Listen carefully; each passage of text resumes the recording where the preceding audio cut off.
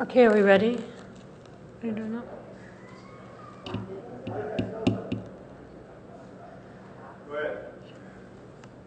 Can I go ahead? Calling the meeting of August 19th to order. Calling the roll. Councilmember Berman. Councilmember Burt. Councilmember Holman. Here. Councilmember Klein. Councilmember Niss. Councilmember Price. Here. Mayor Scharf. Here. Councilmember Schmidt. Here. Vice Mayor Shepard. 5 present. The council will be going into a closed session with labor negotiators regarding the Service Employees International Union and the Palo Alto Police Officers Association.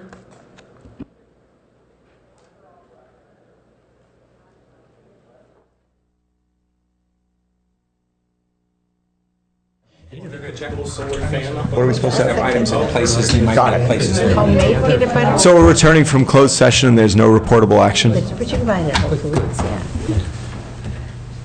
I said we're returning from closed session, no reportable action. Are we waiting for the closed session? No. We're waiting for the materials to come from the other room. But we can start. But we can start. So do you want to kick it off? Whoever's kicking Take the it roll. off. Claire, roll. Do we need to take a roll again? Yeah, Let's do roll. You're right.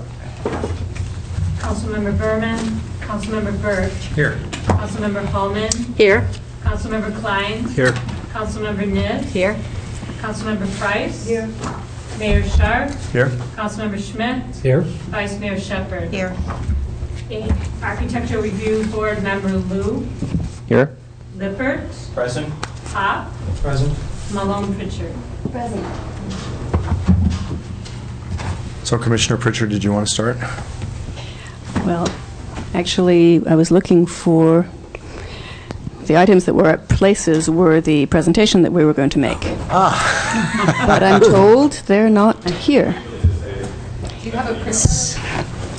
I have one. Okay. I have a printout I could give to the mayor. Well, why don't we give it to, if you need it, or you have one. She's got one. I have one. Do we, So, what about the rest of this material? Because I know there's a bunch Yes. of different materials. Yeah, there Just was. have some photocopies made? Yeah, that's what I was going to say. Why don't we make photocopies? If you want, I will run upstairs and do that. if you want, we can take a 5-minute break, and unless you think you could start while they're doing it. I'm going to leave it up to you. Can you start it, or while they make the photocopies, or do you want to just wait 5 minutes and come back with everything? I can start it.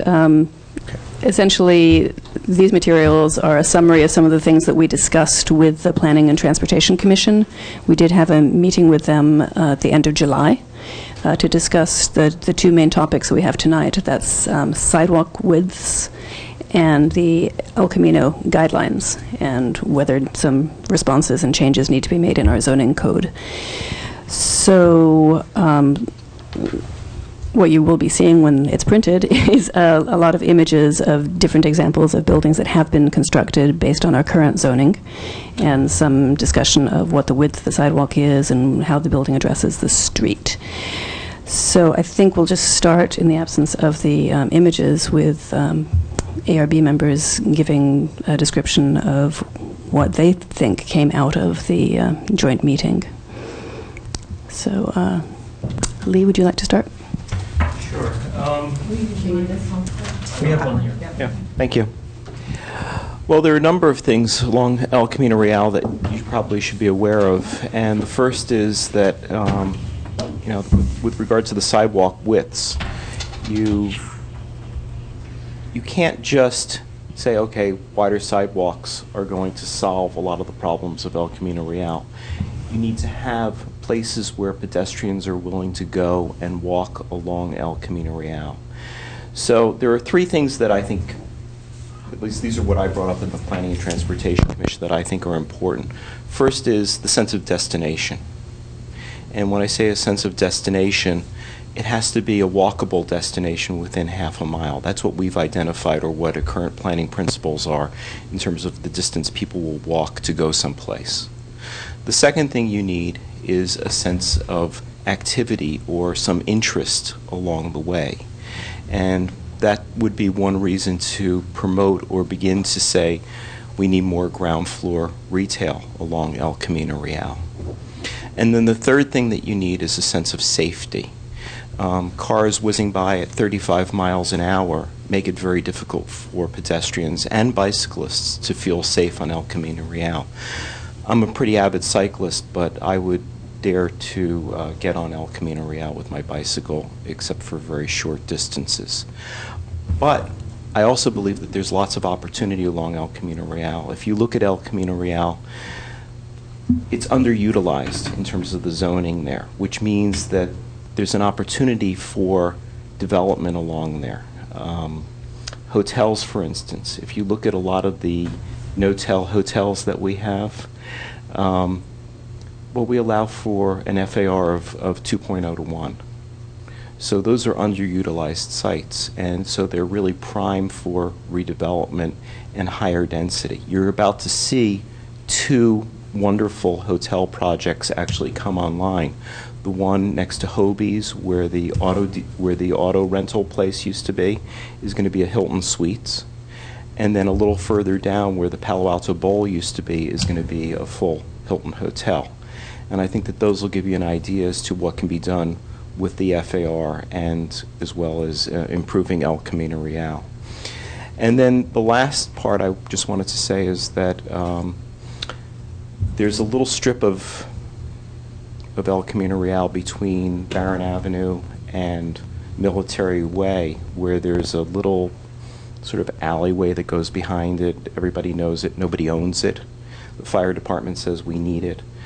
But if you were able to convince the commercial businesses along there to take ownership of that alley and be able to deed that land to them so that they can then increase their FAR and redevelop that area there, you could begin to redevelop El Camino and get some wonderful commercial uses along there, as well as pedestrian activity along those parts of El Camino Real. Is that the Happy Donuts area? It is the Happy Donuts behind, area, yeah. yes. And if you ask the police, they find needles in that alleyway. And so I think that we definitely want somebody to take ownership of that and to be able to use that in improving El Camino Real. So one of the other issues that's come up before the ARB several times and was discussed at the joint meeting with the PTC was actually ground floor uses. And so actually, even if you actually look, and this the very first thing that this document says, this is the South El Camino Design Guidelines, is that El Camino is so big that it's not feasible to have everything pedestrian oriented, like restaurants and cafes. It's too long. And the first thing it does is sort of says, okay, well, some areas are going to be node areas, pedestrian areas, and other areas are corridor areas. You'll actually see that the Palo Alto zoning separates it out. We have this commercial CN zoning and the CS zoning. And I think there's been a lot of criticism of some of the projects on El Camino and South and on the southern part of El Camino. And there's some criticism of like the kind of relatively blank walls, or the front doors aren't on the streets. And a lot of times it's because of what's inside of the building. So we have, there are gyms, private school gyms. There's the Elks Club gym. We have an indoor swimming pool. Right on the, they're right on the sidewalk. And there's no, because we're requiring the buildings to be right at the zero lot line, there's really minimal buffer between them.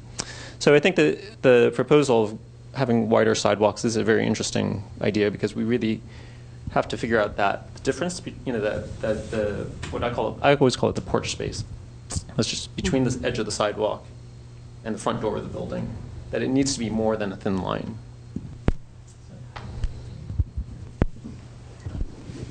I think, is this on? So I think one of the things that occurs to me is that there are a range of zones within the length of El Camino, and some of them are very much appropriate for pedestrian access, some of them really not. And I think that it's important for us to realize that there are areas that will never have the kind of pedestrian vitality that we might imagine could occur, but walking from one end of Palo Alto to the other along El Camino doesn't seem like a very realistic proposition. And really what we're looking for, I think, is to create context and life in places where residential access is important.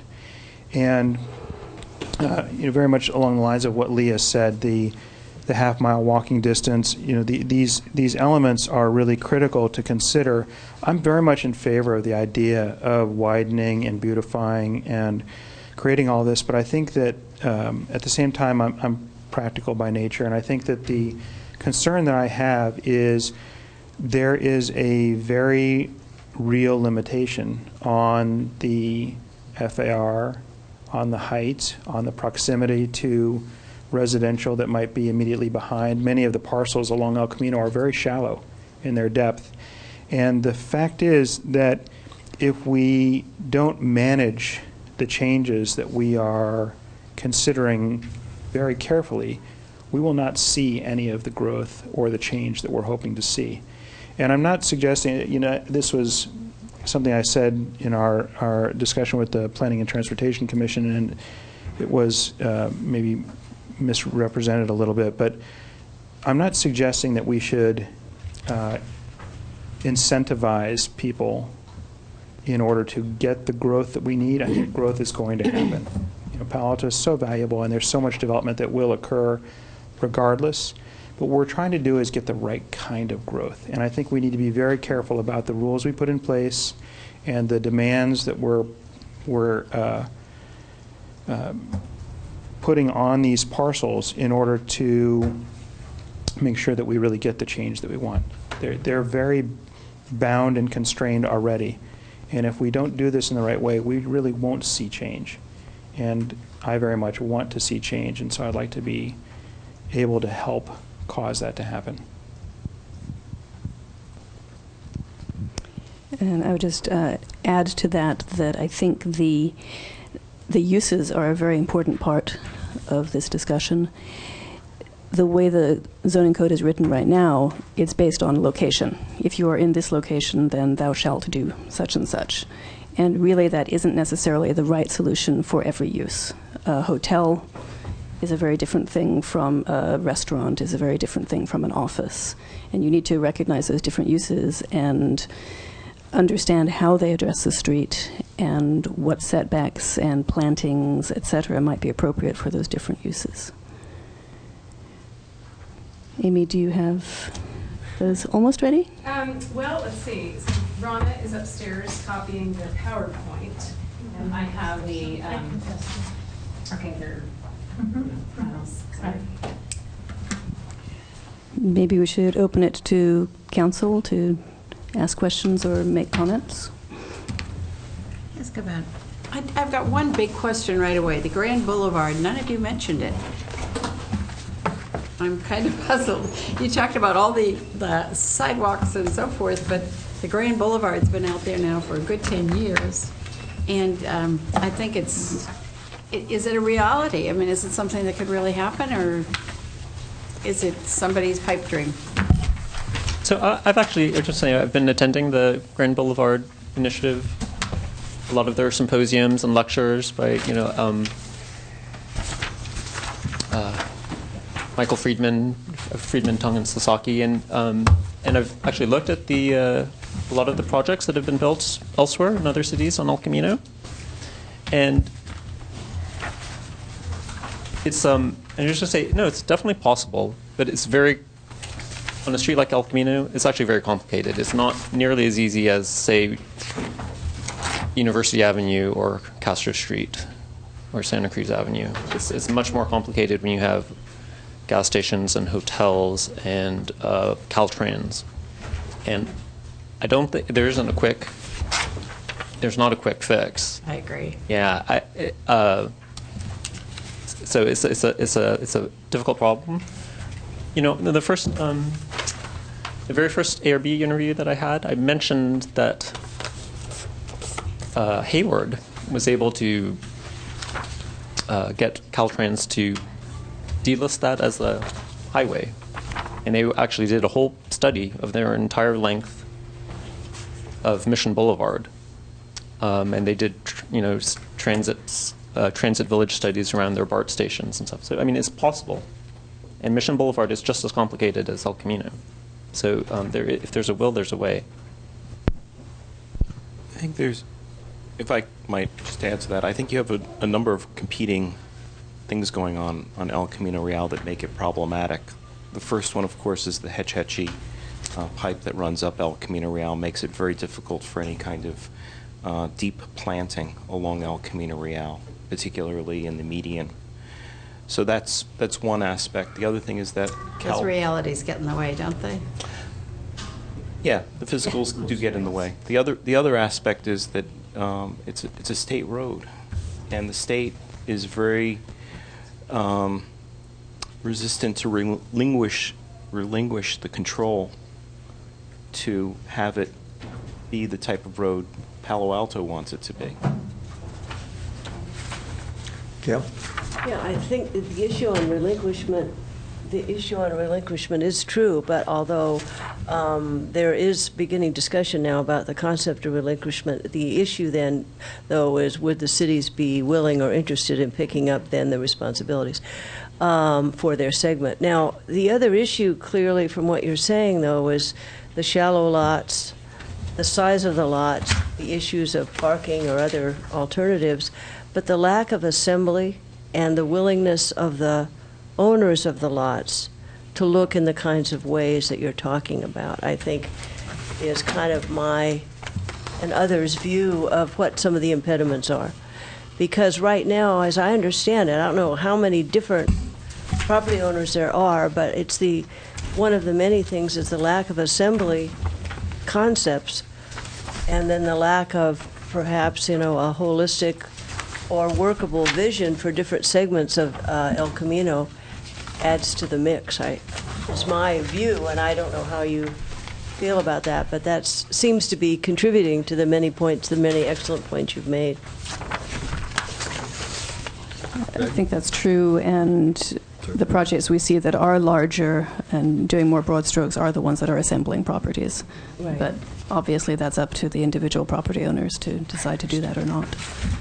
And I just want to mention, the College Terrace Center, which is a pretty nice design. Mm-hmm. And then there's another one coming along near the Fry's site on Portage, where they are assembling parcels for a mixed-use project. Right. I mean, they're starting to happen. They're not easy, but they can have. I don't think that there's anything in the Palo Alto process that's necessarily impeding that. If they really want to do it, it can be done. I think the information that's been developed through the Grand Boulevard program and the metrics that they've been able to establish and all of this information can be very helpful to us. But I think as a city, we need to develop our own sense of what we want the different zones of El Camino to be, and to make some decisions about how we want this to really mature over time and develop, and what we want it to become. And only then, I think, can we really begin to establish what approach we might need to take toward Caltrans, or how we might need to interact with the Hetch Hetchy and all of these other pieces. But the first step here really is to create a very specific vision for Palo Alto and a clear understanding of what we want El Camino to be as it passes through our city. And until we have that, I think we're making suggestions about where things should go and how wide things should be and what this should look like. But it's all so disconnected that I'm having trouble really understanding what the intent is. Larry? Well, I really appreciate your comments on El Camino. I think you've given us all a good dose of reality, and I want to go back to the comments I think that Lee started with, pointing out a variety of shortcomings and let me try to translate into blunter language. You guys are being very polite. I hear you saying that by and large the Grand Boulevard concept doesn't play very well in Palo Alto, and in significant part El Camino Real in the foreseeable future is not going to be a pedestrian-oriented place. Maybe in a few places, yes, but by and large, no. And correct me if I'm being unfair in those two characterizations. But if you accept those two, and you're making comments like, maybe we've got to rethink this. So I'm asking you, what would be your vision for, what should we be planning towards? If we have unlimited resources and cooperation from landowners and things of that nature, what would be your vision of El Camino from I don't know, Embarcadero South or something along those lines? Maybe it's really more like California Avenue. Anyway, go ahead. Don't get me wrong. Okay, I think the Grand Boulevard concept is really a great idea. I think that there's just too many competing interests, and what happens is that there's enough pushback from any one of those interests that it's so difficult to be able to implement any clear sense of what El Camino is going to be. To give you an example, a couple of the projects that came along to us on El Camino Real, the residents in the adjacent neighborhood got up in arms because of the parking situation associated with it. That's an interest. They have an interest in what happens in El Camino Real. The property owners, they're another interest along El Camino Real. VTA, they're another interest. The water district, the whole Hetchy pipeline, that's another interest. So until you can begin to get all of these people together in talking about what El Camino Real is going to become, I think you're going to get pushback from any one of those groups. My suggestion to you is to come up with a concept of what you want El Camino Real to be, whether it be done by the Architectural Review Board or it be done by a consultant, and somewhere you're going to have to build the resolve that that's what it's going to be, that's what you want El Camino Real to become. Pat? Yeah, so I wanted to visit that theme a bit, and Lee's original statement that sidewalks won't solve the El Camino problem.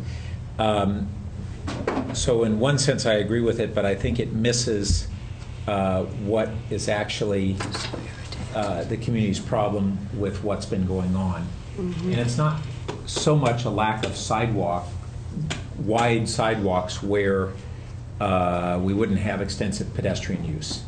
It's the walled-in feeling and the lack of setbacks and the lack of softening the buildings. And they have maybe used sidewalks as the way to express that concern, but I don't think most of the community is saying, gee, where we don't have much pedestrian traffic, we need twice the sidewalk width so that we can have twice as wide of empty sidewalks. But they do care about these other things, and sidewalk is kind of code speak for it. So I think we should try to translate that problem definition into a different way of framing the actual problem and the solutions. And I think that kind of hand in hand with this, and some of it is maybe some of the language that we want to adopt, that I don't think Palo Alto is interested in urbanizing El Camino Real. I think that if we have a vision, and I think it was Randy who alluded to it earlier, about growth and change, and I think what the community wants is when change occurs, it's greater quality, that we don't want to be the drivers of rapid change unless there is really a problem area that is identified and a vision for what it would become, but not growth for growth's sake there. And I also want to toss out something that, similar to what Councilmember Holman has brought up many times around affordable housing, which is we tend to focus on creating new affordable housing and neglect preserving existing affordable housing. In the housing side, it's like our quadplexes that we have that get gobbled up and that have been obtainable housing, if not affordable, for a long period of time. In this case, we have retail where we should ask ourselves, if we achieved everything we were looking for and transformed El Camino to a much higher quality commercial environment, would we be if we achieve that level of success, we'd be driving out a whole bunch of commercial establishments that no longer would be able to afford to stay in Palo Alto. And so I think we need to ask ourselves, what's the correct balance? And some of that gets balanced if we are not the drivers of growth, but we allow a certain amount, and that amount be a qualitative improvement, but not a rapid, radical rate of change, and which is probably, in some circumstances, less than market forces might want. But that's okay. Our job isn't to necessarily accommodate all market forces that show up at our doorstep. Craig?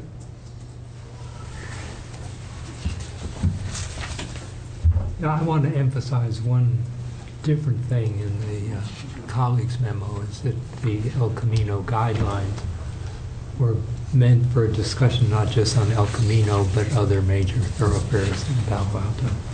And I think we have seen a string of buildings come to us that we've heard about from our neighbors and friends. 801 Alma Plaza,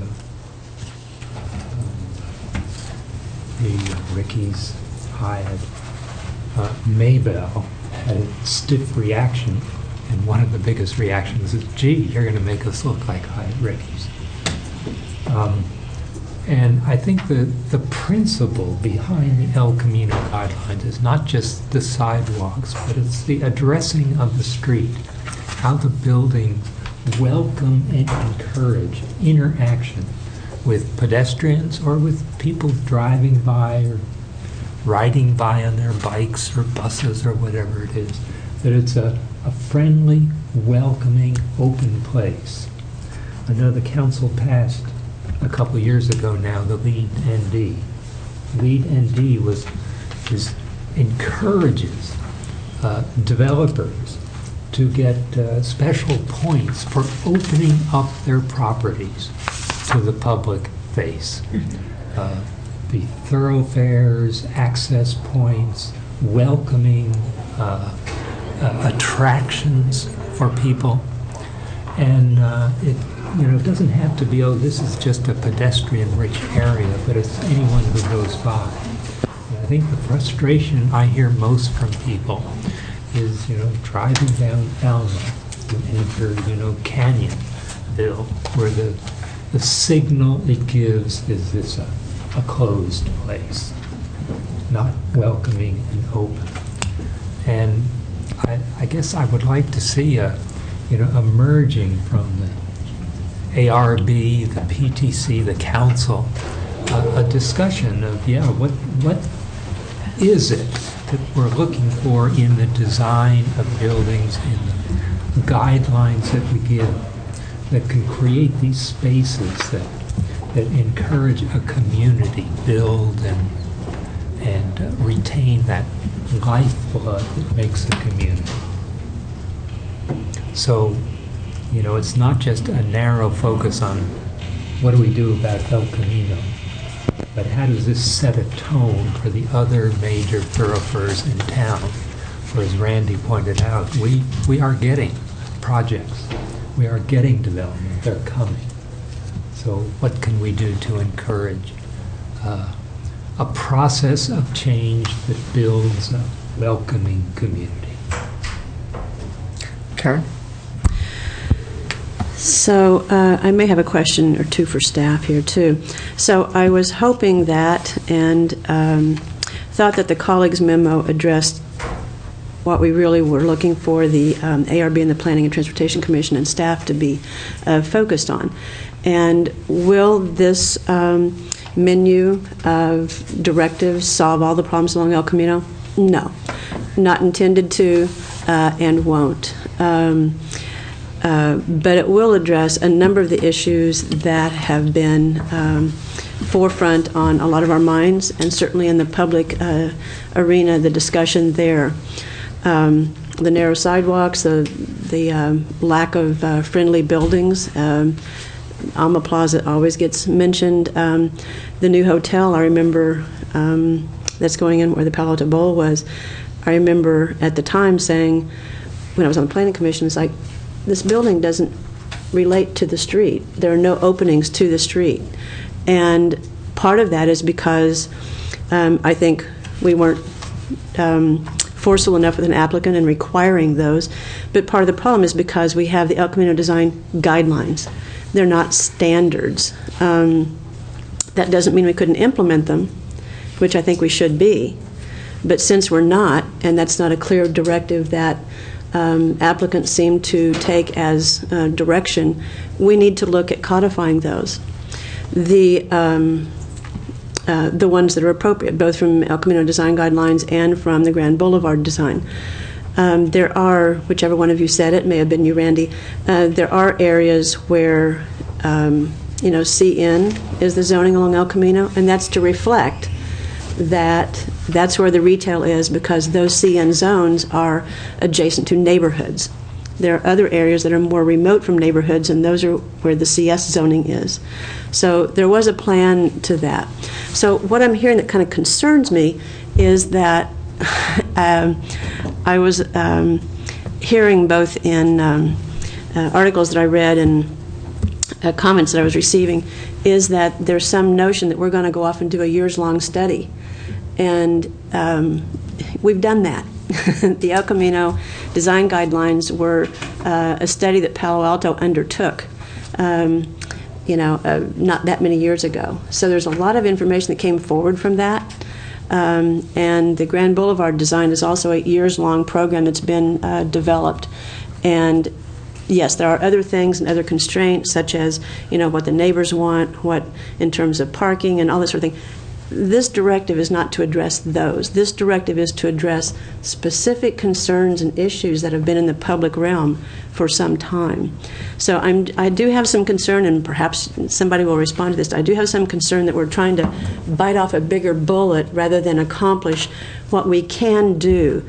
To do nothing now, because we're going to wait and do another larger study, is a real concern to me. And one other comment that I will make is one of you perhaps, or some other ARB member said that in one of these sessions that the ARB has said no to one project that I know who it was now, somebody been on the ARB for a long time, has said no to one project in their long tenure. We have a public that's not happy. And so even if something can be a good design, but if it doesn't fit in this community, I think there needs to be a sensibility and a sensitivity to that. There's a lot of controversy about the addition that was added to the Louvre, and I'll not take much more time here, about the addition that was added to the Louvre, and that was very, very, very controversial. So bathroom downtown? The Louvre, not the Lou. But I think we have too many Louvre additions in this community, and more than is palatable for this community, given all the comments that we're receiving on what's happening to Palo Alto. Is it transitioning in a way that we as the community want to see it? So it's not to criticize your design acumen, but I think it is a comment on tailoring that also to a greater degree about what's compatible with this community and what's tolerable for this community's sensibilities in terms of design. So I'll stop there. Okay. I'd just like to say I would like us to bring IMPay to Palo Alto, if that's all right. IMPay to Palo Alto. Maybe he builds bridges. Nancy? Well, thank you. And I was just sitting here thinking, I think I might be the only one who lives. I just live 2 blocks from El Camino. And my neighborhood, Southgate, is right there on El Camino. It's probably the only one. And I know that we don't use it as a corridor. It is hard pressed for me to see people walking on El Camino right now, the way it's set up. Most of us will duck into Park Boulevard or someplace else, any place but El Camino, to get to where we want to go and to make us feel friendly. It's hostile even in your car when you want to drive and you want to get in and trying to get into the Chevron station or the Shell station, or even down at there's that little strip center down there by Military Way, I think, where there's a cleaners. It's all yellow and you can park in front of it, but it's just it's the old you know, it's first-generation development that has had a sleepy beginning, and yet I think it's going to have a dynamic ending once somebody decides to come and do something. So I guess I was wondering, because I do think that on page 19, you know, your concept plan there, it's hard to see the black and whites on all of this, but that would probably be the best attempt at trying to, you know, have people stroll on El Camino. And I think that they've done a good job down at the end of El Camino where it's turned into the Alameda down in San Jose. I think that that's turned out well. But the minute you leave Palo Alto and get into Mountain View, you see some very, very tall buildings. And around it, you don't see that wall right up to the street of just a wall of storefronts.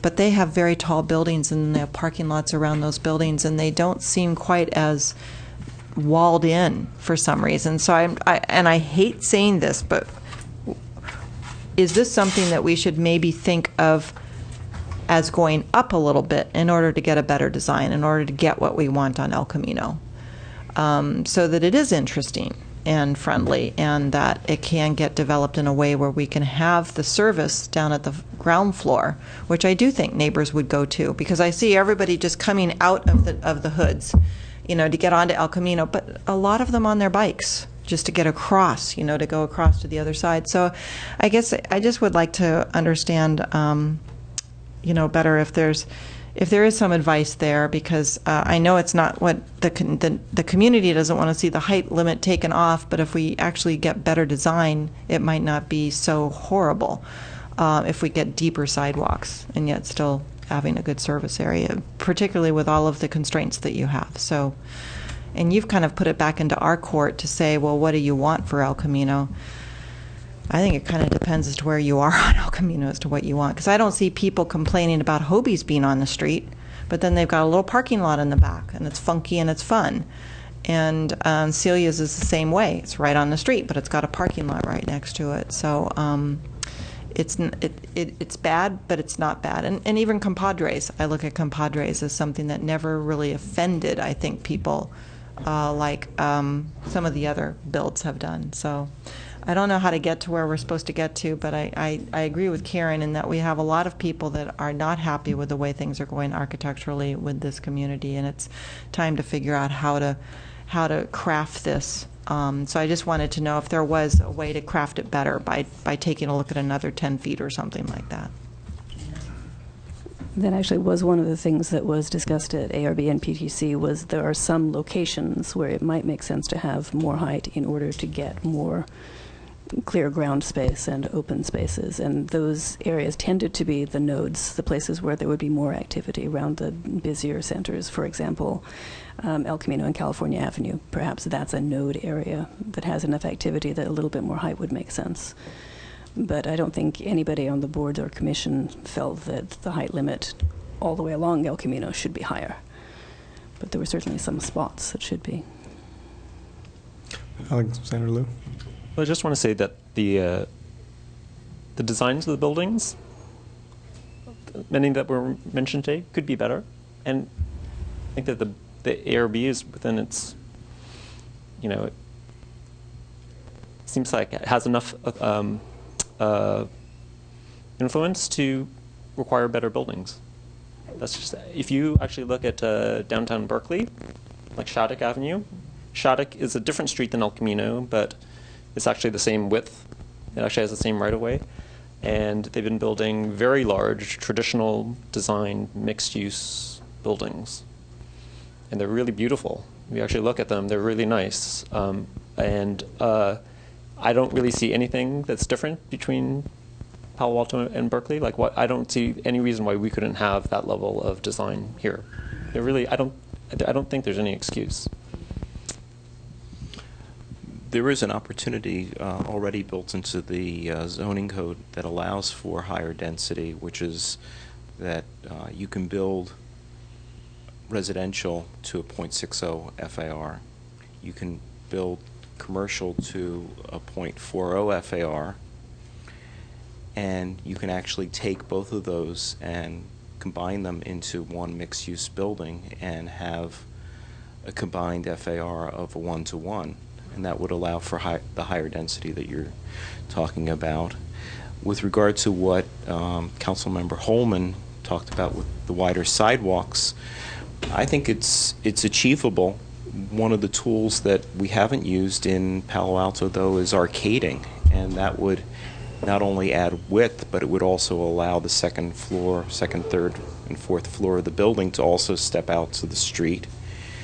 It would provide the width necessary, and as well as the protection for pedestrians. And so that's a tool that we haven't looked at previously that could in fact work.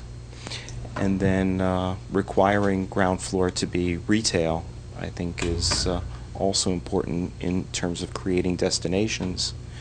If you look at the building next to the AT&T store is very active. There's a lot of activity going in, but the building immediately adjacent to it has its windows opaqued, and there's a high-tech startup in there.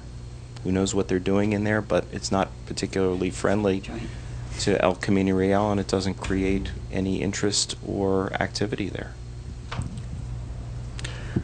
Randy? Yeah, thank you. So, and I think the same thing is the case at the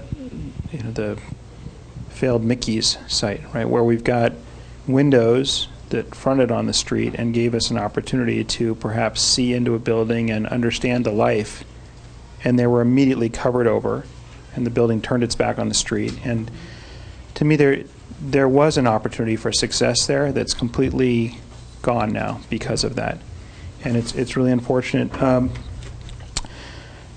I do think that the Architectural Review Board should be requiring a higher standard.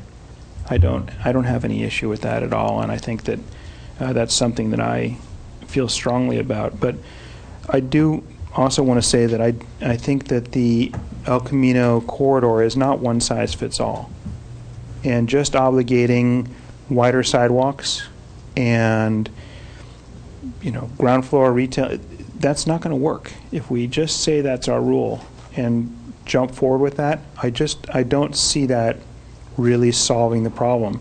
And we need to address the whole range of zones and create different requirements for different areas.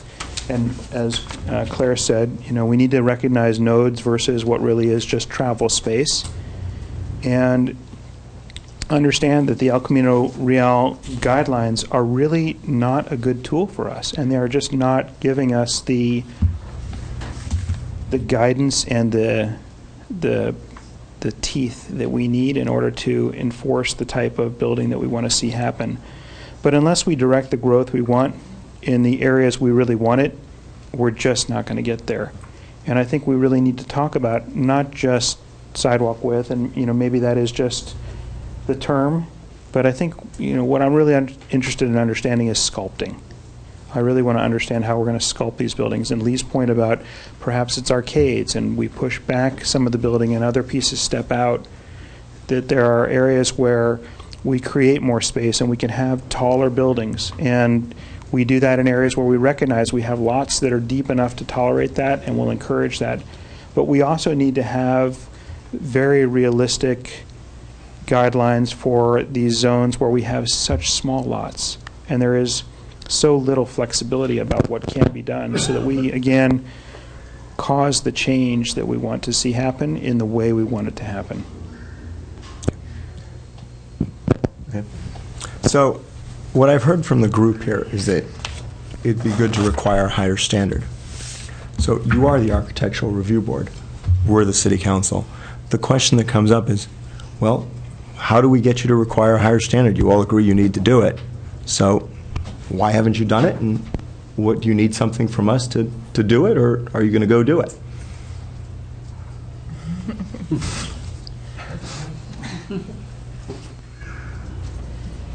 So I think, yeah, I would just use an example. So say like there's the new hotel on the Palo Alto Bowl site. Mm-hmm. And the actual design is different than when it came to the council, but it has ground floor hotel rooms right on the right on the street, and so something like this is. I know that I think Councilmember Schmidt was asking the applicant for something more.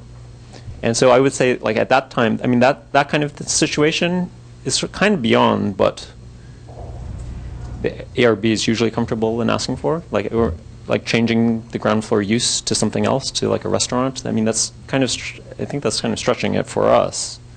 But on the design side, it could, the way that the ground floor units face, or the ground floor hotel rooms face the street, is within our purview, and we struggled with it, but I mean, it seems like we could, we can work on that, on making it better. But it's sometimes it's more than just what the ARB can do.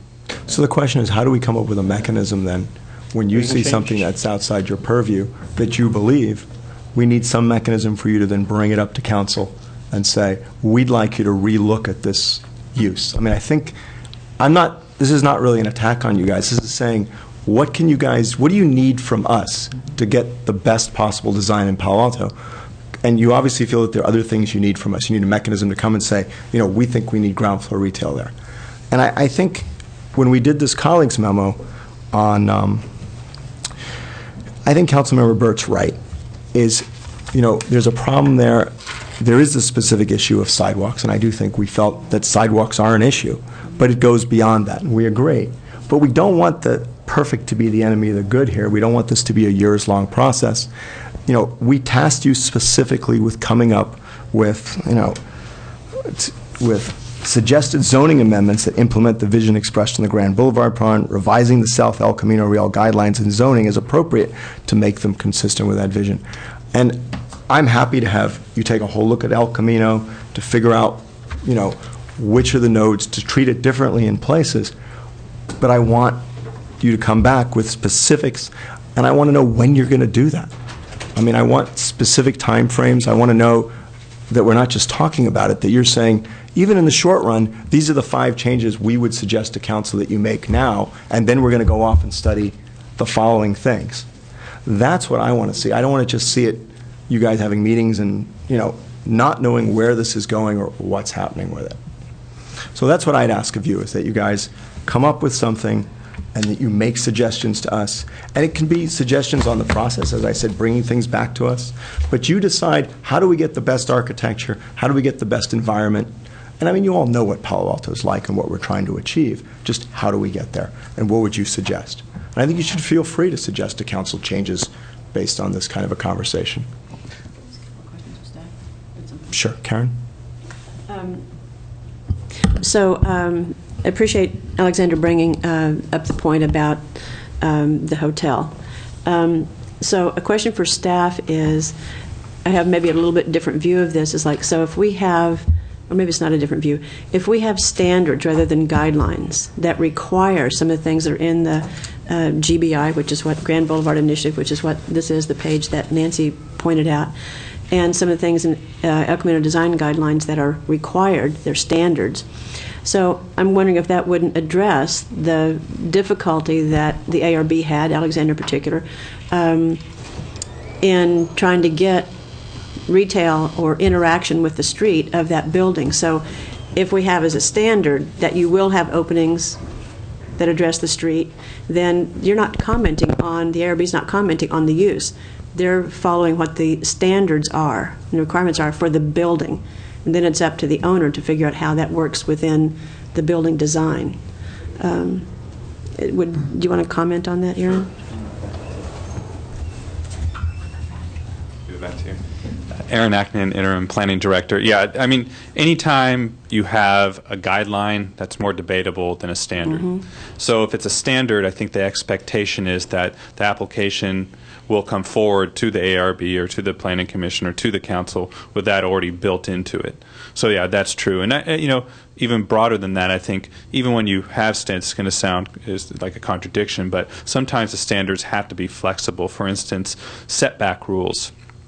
Setback rules historically have been build 2 lines. So that gives you that uniform look when you're going up and down El Camino that some people don't like. So, for instance, with setbacks, maybe you adopt something like a average setback. so that you have some play within the front of the building for these larger buildings. So there's things that you could build within standards that still allow some flexibility, but make the applicants come to the table with something built in the application rather than debating it in front of the ARB. And then just one last quick comment is, I appreciate Randy's comments about, El Camino isn't one design fits all at the same time, because communities evolve and change over time, and as we, are perhaps required to build even more housing than we want to, those situations can change, and neighborhoods might change to some extent. The neighborhoods immediately behind El Camino.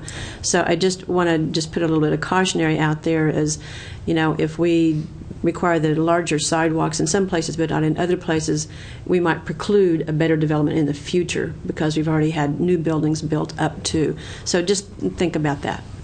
All right. Last comments you guys want to make?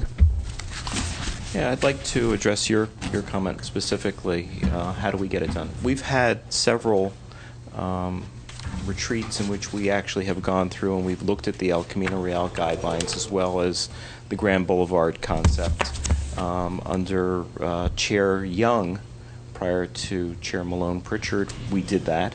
We did it again recently 2 months ago at the Gamble House Garden Center. So we do look at those, and we do it on a quite regular basis.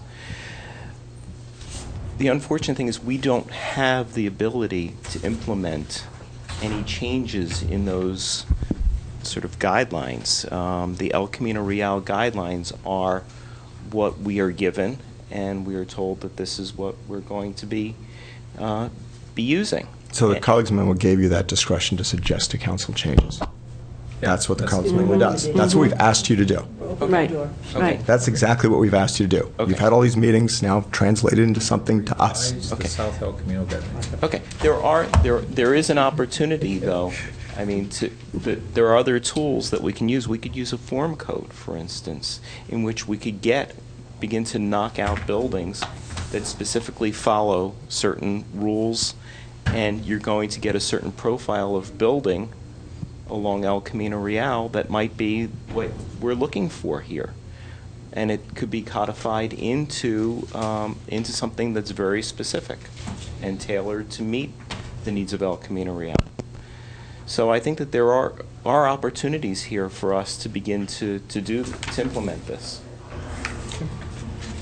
And there is full flexibility with PCs. Well, I wanted to thank you all very much, and I found this very helpful, and I appreciate the efforts, even if we had some technical difficulties. Thank you, and we'll try to come back to you with some firm suggestions. Great. Looking forward to it.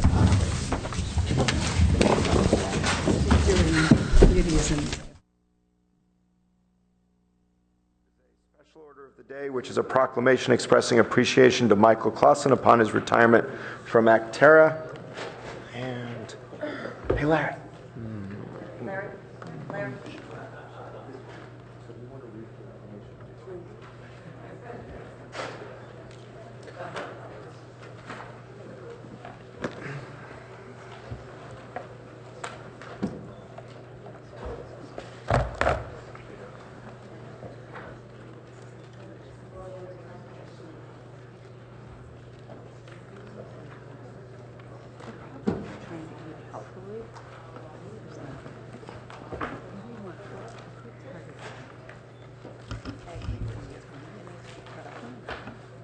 Are you ready? Yes.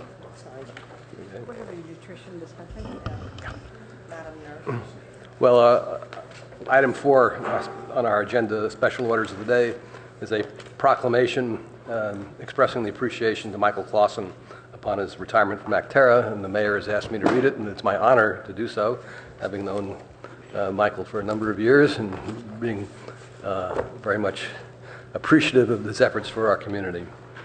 So, and maybe because I'm a lawyer, I get to read the whereases.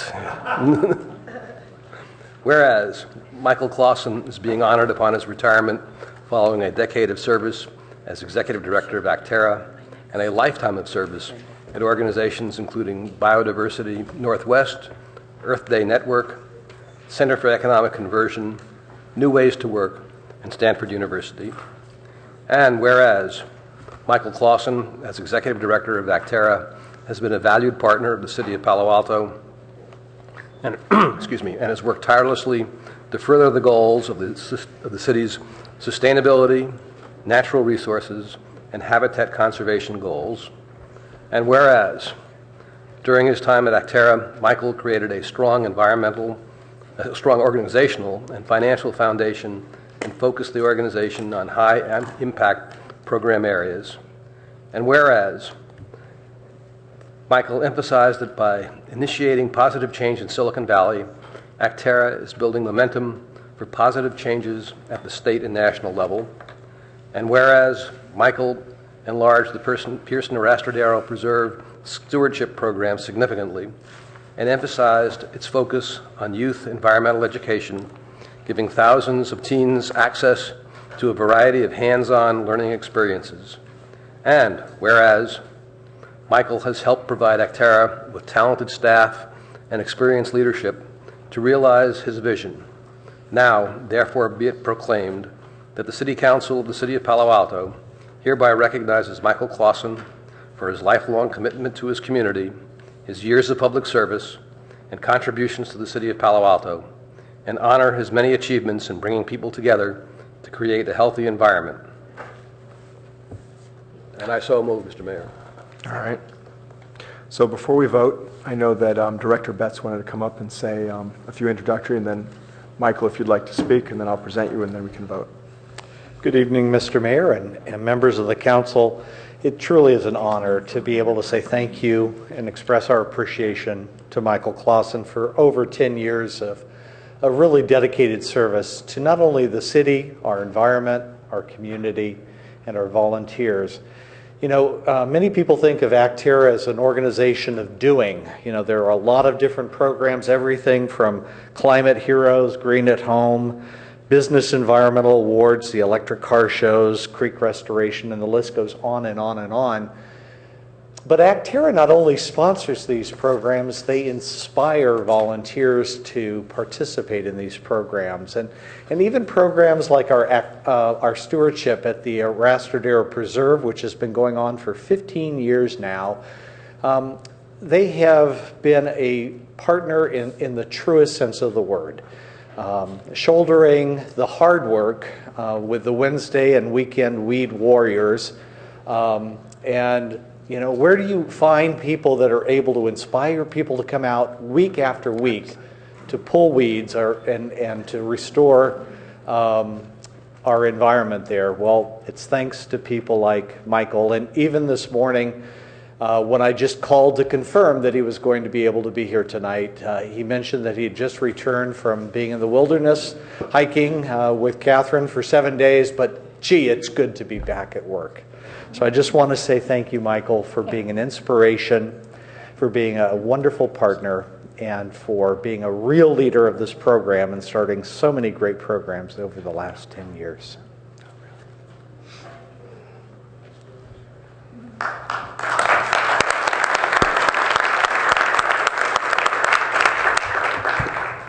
Well, thank you, Mr. Mayor and members of the council. I'm really honored by this proclamation, and I have to say it's a mutual feeling. I've lived in Palo Alto most of the time since 1972. I have a deep affection for the city of Palo Alto.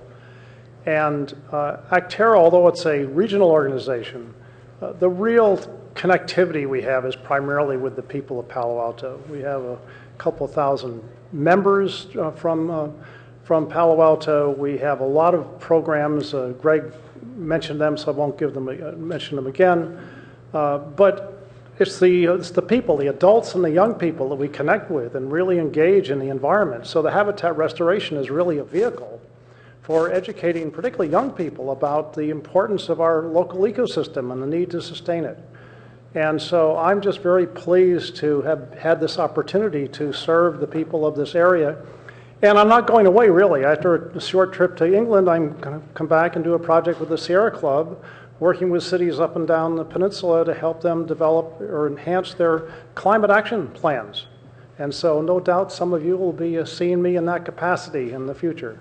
So I want to thank you all very much for your support and look forward to more of it in the future. Michael, why don't you stay up there? I need to come present you with... Not voting? Okay, that's all right. Then heard this thing.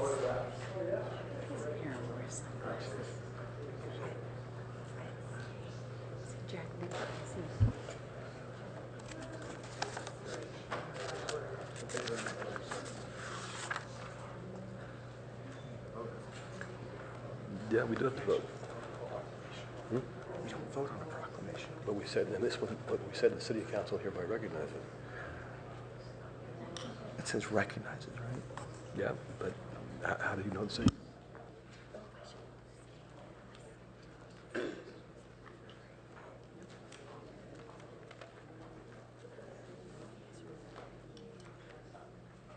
So we're going to quickly take a vote on this. Decided to do that after conferring with my fellow lawyer and colleague, Councilmember Klein. So if we could vote on Councilmember Klein's motion. And that passes unanimously with Councilmember Berman absent. Phew. And thanks again for your service. We really did appreciate all of it. So now I've asked Councilmember Price to read the proclamation celebrating the 50th anniversary of Dr. Martin Luther King's Jr. I Have a Dream speech. Thank you. Whereas the Reverend Dr. Martin Luther King Jr. was born on January 15th, 1929, dedicated his life to promoting peace, freedom, equality, and justice for all through nonviolent means, and whereas federal and state legislation has recognized Dr. King's legacy as one of America's outstanding civil rights leaders by adopting his birthplace as a national event and holiday in this country. And whereas on October 28, 1963, Reverend Dr. Martin Luther King Jr. delivered a historic speech at the Lincoln Memorial, which called for an end to racism in the United States. And whereas on January 21, 2008, the Palo Alto City Council dedicated City Hall Plaza to Reverend Dr. Martin Luther King Jr. and Coretta Scott King by conducting a ceremony for several hundred attendees and unveiled a plaque which states, "Both of whom made this world a better place for all of us." And whereas on August 26, 2013, the City of Palo Alto and Stanford University's Martin Luther King Jr. Research and Education Institute will host a ceremony to celebrate the 50th year anniversary of Reverend Dr. Martin Luther King Jr.'s I Have a Dream speech. And whereas Reverend Dr. Martin Luther King Jr. stated in his speech, "I say to you today, my friends, even though we face the difficulties of today and tomorrow, I still have a dream. It is a dream that one day this nation will rise up, live out the true meaning of its creed. We hold these truths to be self-evident, that all men are created equal." And whereas Reverend Dr. Martin Luther King Jr. continued to state in his speech, "This will be the day when all God's children will be able to sing with new meaning. My country, 'tis of thee, sweet land of liberty. Of thee I sing. Land where my fathers died, land of the pilgrim's pride. From every mountainside, let freedom ring."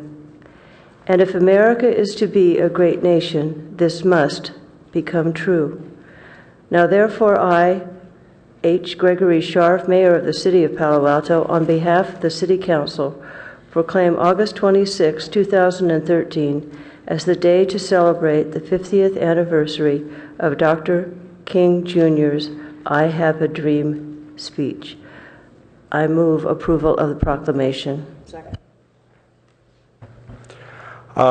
We actually have one public speaker. Aram James wanted to make a few comments. 3 minutes.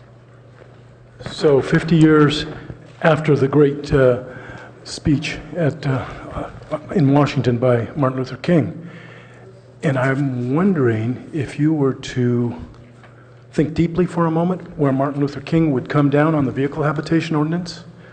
I think you can say for sure that he would be here marching. So, Mr. James, are you speaking on the vehicle habitation ordinance? No, I think I just mentioned the word, and I was talking about what Martin Luther King would do in reference to that. I think that's pretty clear. Okay. Can I continue? You can. Thank you so much. Martin Luther King would be here when we celebrated, if he could be, the 50th March on Washington, right here, saying, City Council, in a very peaceful manner, let's make certain that we include under the umbrella of all God's children, the least among us, the most vulnerable among us. And certainly, it's ironic, to say the least, that as we celebrate the 50th anniversary of that extraordinary march, that extraordinary historic discussion about civil rights in our country, that we're turning our backs in reference to one of the greatest civil rights movements of our time, and that is the movement to make certain that all persons, including the homeless, are protected by the equal protection of the law. And we know that 2 states now, Connecticut and Rhode Island, have passed statewide bills protecting homeless folks against discrimination of any sort.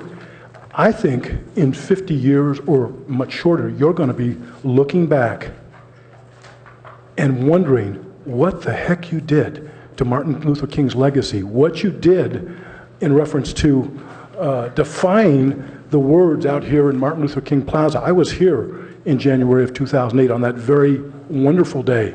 So I ask you, please think about what you're doing in the name of Coretta and Martin Luther King. Thank you very much.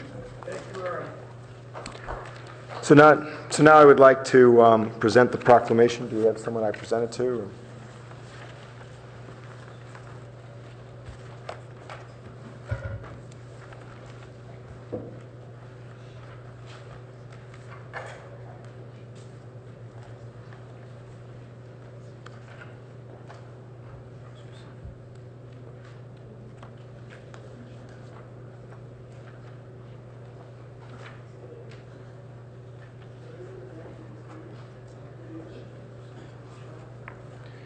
Since Councilmember Price moved the proclamation, we'll vote on it.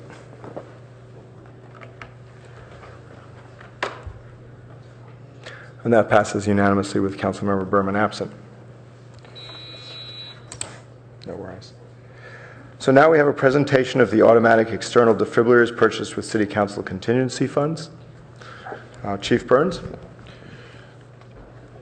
Good evening, Mayor Scharf and members of the council. Dennis Burns from the Police Department and Chief Eric Nickel from the Fire Department. Our presentation is intended to briefly update the council on the purchase of 37 automated external defibrillators. Council recall that you approved that expenditure of $92,500 to purchase these AEDs last year. Prior to the council's approval of this expenditure, Sergeant Wayne Benitez of the Police Department had proposed that the Police Department deploy these defibrillators in our patrol cars. His pitch was simple.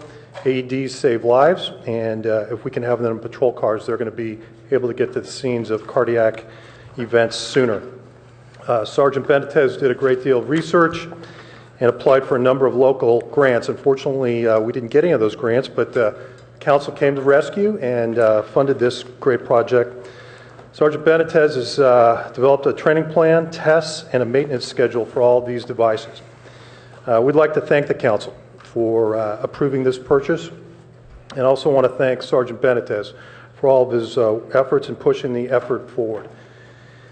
Also want to thank Senior Management Analyst Ian Hagerman, who assisted in the research, as well as swiftly navigating through the bid and purchasing process. You'll recall that initially we had been approved for 37 of these devices, but through his negotiating skills, we were able to buy 52 of these AEDs, which have arrived and will be deployed or installed in city facilities. Sergeant Benitez is here tonight, and he's going to describe what the AEDs do, the training that the officers will receive, and he's also going to update you on the deployment schedule, as well as give you a brief demonstration. Chief Nickel is going to speak afterwards, and he's going to talk about the rollout of AEDs community-wide, and discuss the comprehensive approach to AED deployment throughout our community, and also discuss the fire department's role in the deployment community-wide. Thank you again for this, this great purchase. We sincerely appreciate it. Sergeant Benitez?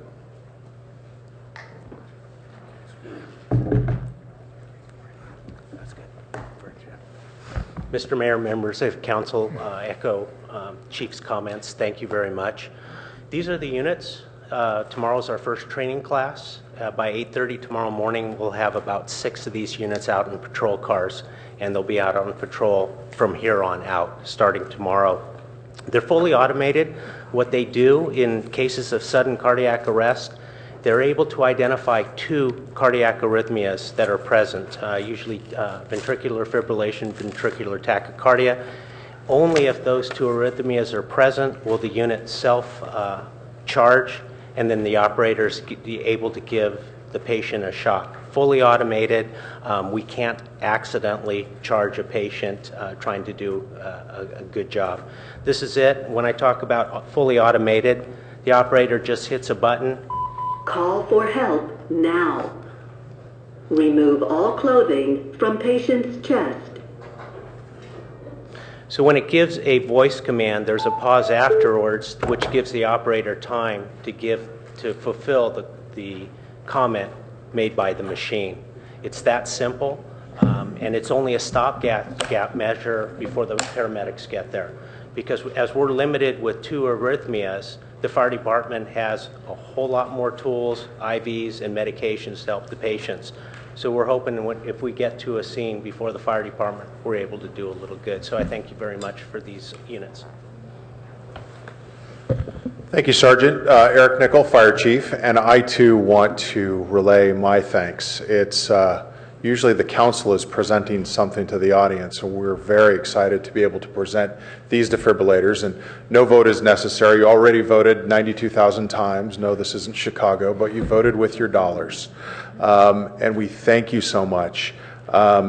These defibrillators will save lives. Your decision will absolutely save community members' lives, and it's just a matter of time before one of these defibrillators is deployed in the community.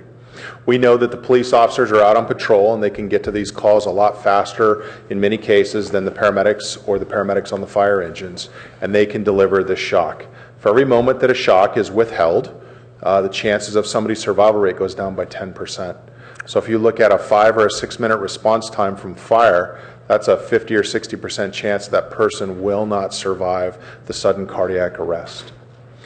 What are we doing in the future? This simple start of this program has engaged many community members. There's a couple of them that you're familiar with. Certainly Annette is here in the audience with CERT and the emergency community volunteers. Stephanie Martinson from Racing Hearts. So we are now engaging community members to be first responders, be hundreds of more people out there in the community. What are we doing moving forward? So after the AEDs are deployed through the squad cars, we will deploy several more, dozens more into the community. We will be training city staff on the use of the defibrillators and connecting with community members to create a campaign late this year, early next, where we will engage youth to go out and identify the defibrillators that are in the community. And we believe there are many more out there that are privately held. Now, we're going to GPS locate all of those defibrillators, because the real exciting thing that's going to happen next year, and this is right in alignment with one of Council's priorities, there is a product out there called Pulse Point. It's already paid for. I thought it was going to cost the city about $120,000. It's already paid for all throughout Santa Clara County. With the new rollout of our dispatch system, computer-aided dispatch, early next year, you'll be able to download a free app onto your smartphone, and if you are in an area nearby and it's about an 1/8 to 1/4 of a mile, and our dispatch center puts out a cardiac arrest call, you are going to receive a text message that says CPR and AED needed. You can run and grab that defibrillator and go and possibly save a life. So we are going to engage hundreds of first responders. This is just a start, so we're really excited, and again, just a very simple, sincere, and very excited thank you. Thank you. Is there a further presentation, or is that concluded? Councilmember Niss. I would certainly call out both Stephanie and Annette. I'm not sure everyone knows Stephanie Martinson. Stephanie, you might stand up so they can see you because you have really pushed this, and her organization is called Racing Hearts. Not that we shouldn't clap for Annette as well, but I know that you also know Annette and how much she has done for the community. I wanted to mention as well that Stephanie is working in the background for AEDs to go into the schools and is very concerned about some of the building code aspects of this that I think we need to be aware of, and I know we'll work through, and I know that Aaron is here and he will be aware of those as well. So it's very exciting when we have something like this that's so simple. On most airlines, and most of the buildings throughout this county have this kind of device. And you all deserve incredible credit for truly making a device available that will save lives. Not might, or sometimes, but it literally will save lives. So thank you particularly to the chief as well. I know how closely you've worked with all of these people. So appreciation. Maybe we could applaud them again while the mayor's down there.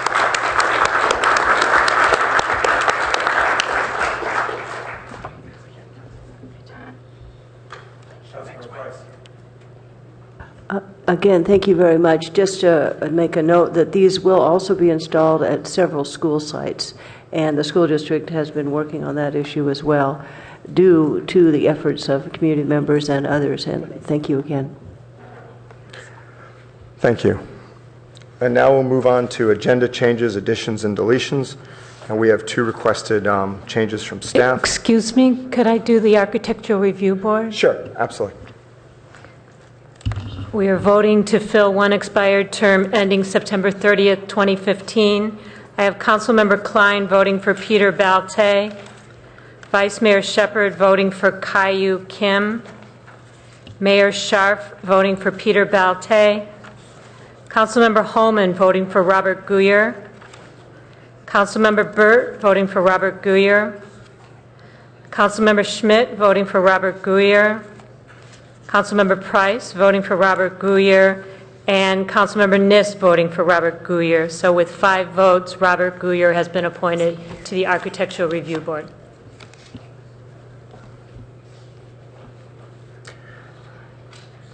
Thank you. And now we'll move on to agenda changes, additions, and deletions. Is this when you want to move? 17? Yes. So we have 2 items. Item 17. Staff has requested that we refer that to the Regional Housing Mandate Committee, and item 14 be continued to September 9th, 2013. Do I have a motion? I'll make that motion. Second. Okay, it's been made. You need to speak to your seconder first? No. You know, I don't know if anybody's here ready to speak on that item or interested in that item. I know we've gotten a couple of emails, but I just wanted to say that this is codifying state law, state regulation, and ordinance that is already in effect. And so we need to bring this back. I hope that the committee can do fast work on this, because us in our codifying will be able to have a little bit of latitude with some of the aspects of this state law, but it's been in effect since, I believe, 2004. And so I'm glad to see it go over to the committee, but I also would like it to come back quickly so we can put it into our rules here in Palo Alto. Do you wish to speak to your seconder? Just briefly, just to stress the appreciation to do this, because it is a complex topic, and I'm sure the public appreciates that this isn't going to be taken up late at night and it's going to be continued. So much appreciation for those responsible for this. Thank you. Councilmember Price, did you wish to say something? No. Councilmember Klein? Yes, I'll support the motion, but I'm a little concerned about the process by which we got there. The staff memo covering this says that you'd received some calls from some members of the council. Well, that's why all 9 of us are supposed to participate, not just, I don't know what the number of calls you got. But one of the arguments also that has been made, which I have some sympathy with, but not totally, is that the public hasn't had enough time. And I'm willing to buy that one sort of on a one-time basis. But I do have to note that this has been considered by the Planning Commission since 2011, and I don't know how many different meetings they had on that, so it's not like this is a big surprise. But I do think that this is a tricky area and deserves some additional study, but I think we would have been better served having had some discussion first from the public to hear what concerns people might have had before going to the committee, which is now sort of operating in the dark as to what concerns might be. So I will go along with it, but I don't think it was the best procedure. If we could vote on the board? And that passes unanimously with Councilmember Berman absent. Now for city manager comments. Thank you, Mr. Mayor. Assistant City Manager Pam Anto. Just want to bring to the community's attention this weekend in downtown Palo Alto Festival of the Arts on Saturday and Sunday. It's always a fun event. Looking into the following week, Bike Share launch is on August 29th at 10 a.m. We'd like to invite all of the community to attend the launch of the Palo Alto Bike Share program on August 29th at 10 a.m. at our new bike station kiosk located at University in Emerson. Palo Alto is part of a Bay Area Bike Share program, which is a bike sharing pilot that encourages commuters to leave their cars at home and enhances the bicycle networks in our community. For the first phase, there will be a total of 5 bike share kiosks around the city with a total of approximately 75 bikes. This is a membership-based service, so you can buy a daily pass, a 3-day pass, or an annual membership to use the bikes. Bike sharing can solve what is often an obstacle for transit commuters, how to travel that last mile or so from the train station to the workplace.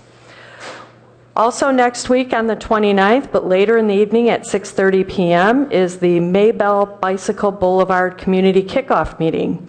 This project will begin later in the month with a community kickoff meeting. This meeting will be held on August 29th at 6:30 p.m. at the Juana Briones Elementary School Multipurpose Room. The kickoff meeting will include a presentation outlining standard bicycle boulevard improvements that could potentially be used for the project. Residents will have an opportunity to provide input on the presentation and suggest their own concepts for bicycle and pedestrian improvements in the area. Following the meeting, the design team will put together improvement concepts that are responsive to the community input and return for a follow-up meeting later in the fall. And that's it. Thank you. Thank you very much. Now we move to oral communications. We have several speakers from the public. You'll have 3 minutes. The first speaker is Diane Elizabeth Jones, to be followed by Palo Alto Free Press. Hello, this is Diane. I am setting up a trust website for donations to acquire talent and land for a teepee yurt community for the homeless. I spoke with Habitat for Humanity, and they're willing to continue conversations regarding this project. My contact information is cruiserterry@aol.com. That's CRUISERTERRY@AOL.com. And I look forward to hearing from people, and I will give them updates regarding when the website will be set up, as well as a 501. Thank you. Thank you. Palo Alto Free Press, to be followed by Stephanie Munoz.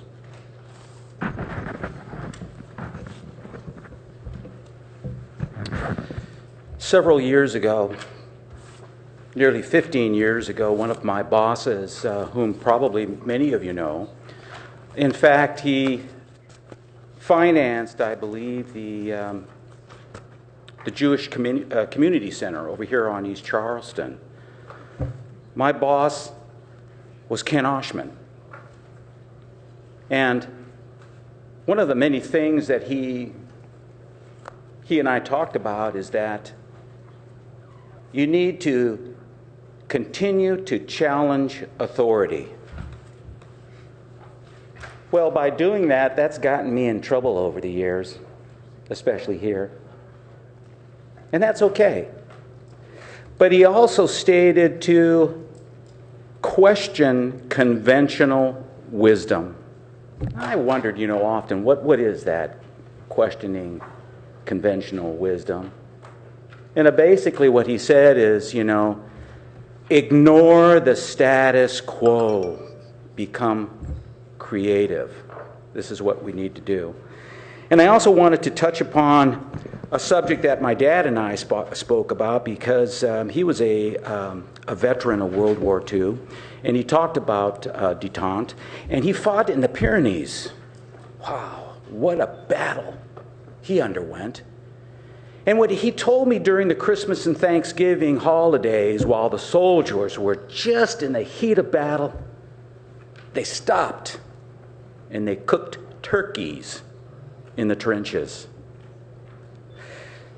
So, Mr. Klein, I would like to apologize to you if I've offended you, because I think it's important to offer apologies in the interest of detente, because you and I have differences. We do. And some of the things that I have said before City Council, I'm not proud of. But you have to think in terms of my background. Across this nation, I have spoken to thousands of individuals, and I had made them laugh, cry, and get angered with me. I think I related a time when a man, out on some farm in Iowa came crashing through the screen door and said, "Salute this, you son of a bitch." And then both my boys said, "Dad, why did that man do that to you?" And I said, "Son, because it's his First Amendment right. And throughout life, you're going to be encountering a lot of that activity." So as a parent, I didn't isolate my children. I insulated them. And that's the difference. And I also told them not to hate the individual, but to hate that which is bad. And there's a big difference. Thank you. I apologize to you, Mr. Thank you. Stephanie Munoz, to be followed by Ken Alsman.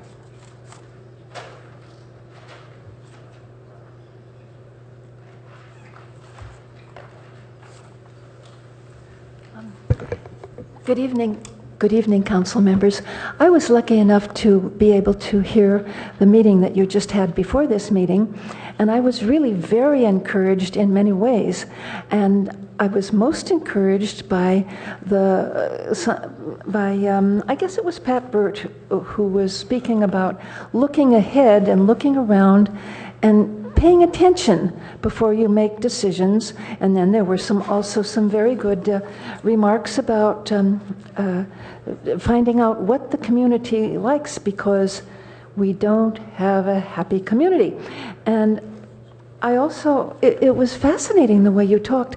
You were talking about Paris. The reason Paris looks so good is because they have a height limit on the buildings. There isn't a minimum height because the profit motive dictates that the minimum height will be what produces the most money. But there's a maximum height so that the profit motive won't make the city look ugly. Then I thought about the arcades, and I thought, oh yes, I was once in a town called Bologna, often known as Bologna the Red. This is a town with the arcades. I don't know if you've ever been there. It's a beautiful town, and the whole business district has all these arcades in it. Do you know why those arcades are there? Those arcades are there because back in something like the 16th century, these were not what we would call progressive people back in the 16th century. Back in the 16th century, the city fathers of Bologna dictated that every merchant would provide an arcade in front of his store so that the homeless would have a place to sleep. I call that good planning. And I'd like to say that in following the lead of my friend Aaron James, talking about if Martin Luther King could come down, I would just like to say, if God himself came down and stood before you, saying he would solve your problem, you could not ask for a better solution. than corralling the people that are sleeping in cars in the middle of the Carberly parking lot. I've been there at night at 9 o'clock. Nothing is happening. They're out of the way. They're not bothering anybody. They could very easily and should be registered, and some should be hired to make sure that nobody throws any litter on the ground or causes any disruption, and then that person could easily call the police in the twinkling of an eye if that were necessary. So I think, you know, the planning should be better. Thank you very much. Ken Osmond, be followed by Aram James. Good evening. Thank you for the opportunity to speak to you tonight. I've handed out 4 pieces of paper. I think you've all received them in your emails over the time, but I just wanted to emphasize them if I might. You know, I've been at this for over 10 years, knowing there were issues and problems and not quite understanding what they were. And in the last several months, I think I've discovered a couple real problems that are leading to the problem that we have with respect to the parking. So the first sheet of paper is just it may not be totally accurate. It's based on city information, but it may not be totally accurate. And it has to do with sort of a summary of what the parking situation is in downtown, what's expected, how many businesses there are, what kind they are, that sort of thing. The second is a sheet that deals with TDRs. You all know what that is. I'm always told, never say TDRs, say transfer of development rights, and I don't think anybody knows what that is either, but you do. And a transfer of development right means that someone is doing a great job on a historic building, they don't need all their space, they have some extra space, and they sell it to a developer downtown, which gives them immediately, let's say they have 5,000 square feet of TDR. They don't need 20 parking spaces. That saves them $1.2 million or more instantly. In addition to that, it gives them 5,000 square feet more floor area than they would have had originally, and that's worth about $6 million. So let's say that they put $2 million into buying this and building the building. That's a net profit of $4 million, and yet they claim they cannot afford to help you provide the parking that is needed for the businesses and the employees in their building. They claim that. The next sheet deals with what I refer to as scam number 2, thinking that TDRs are scam number 1. In 2004, when the assessment district was formed, there was a formula, 1 for every 250 square feet. What that formula did was to weed out the 400,000 square feet of people who already had that ratio. The rest of the people built 1/10 of what they were needed, yet they are given credit for a full amount of parking. That is not a good use of public funds. I think it is institutional corruption. I think you need to correct this, and I think you need a moratorium immediately. Thank you. Aram James. So Friday, about 10 o'clock, Reverend Paul Baines was kind enough to take a friend and I on about an hour plus tour of We Hope shelter over in East Palo Alto. Really a very nicely put together facility. There was some suggestion that Palo Alto should send their homeless folks over there. I don't want this to seem like it's an endorsement of that concept at all, because I think we need to be taking care of our own, not sending folks over to an already under-resourced community like East Palo Alto.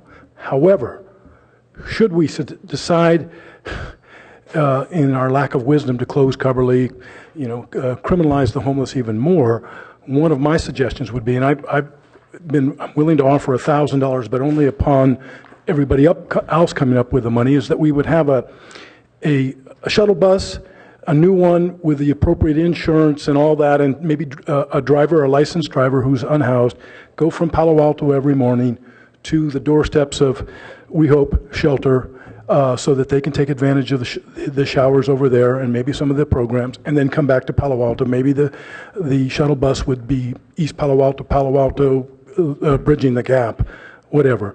But in any event, the Reverend Paul Baines is doing something extraordinary in East Palo Alto. It's interesting, back in October of 2011, I was going to some of the realignment meetings, both AB 109 in San Mateo County and Santa Clara County. And I remember sitting in Steve Wagstaff's office with members of the AB 109 task force as well as citizens, because they're Brown Act meetings, and listening where there seemed to be a lot of fear from the bulk of the white communities in San Mateo County about realignment. And Ron Davis, the police chief over there, kind of said, hey, I kind of get that. We're used to having the compassion to bring folks to our community, but let's really support East Palo Alto by supporting our own homeless community here rather than sending them out of the community that they belong in. But in the alternative, or not in the alternative, but let's also come up with the monies to purchase a new bus that can go between here and East Palo Alto and bridge the gap that's so badly needed. Thank you. Thank you. And our final speaker is Cash Aloya.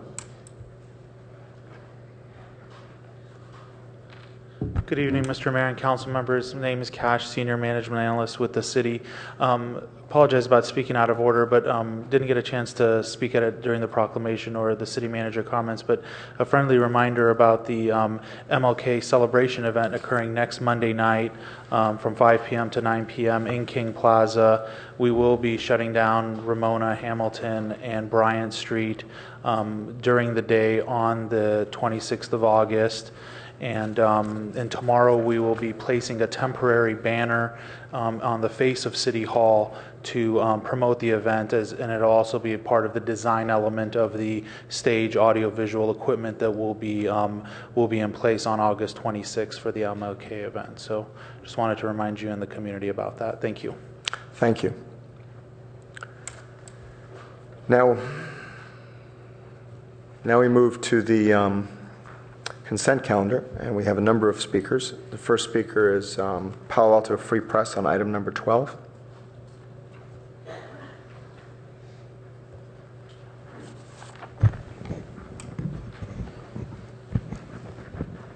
I was really excited about electronic signatures. It's one of the things that was greatly discussed when I was a working stiff in management.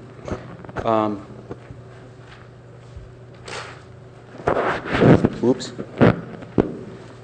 Only because my signature authority with one of the companies that I worked for was $25,000.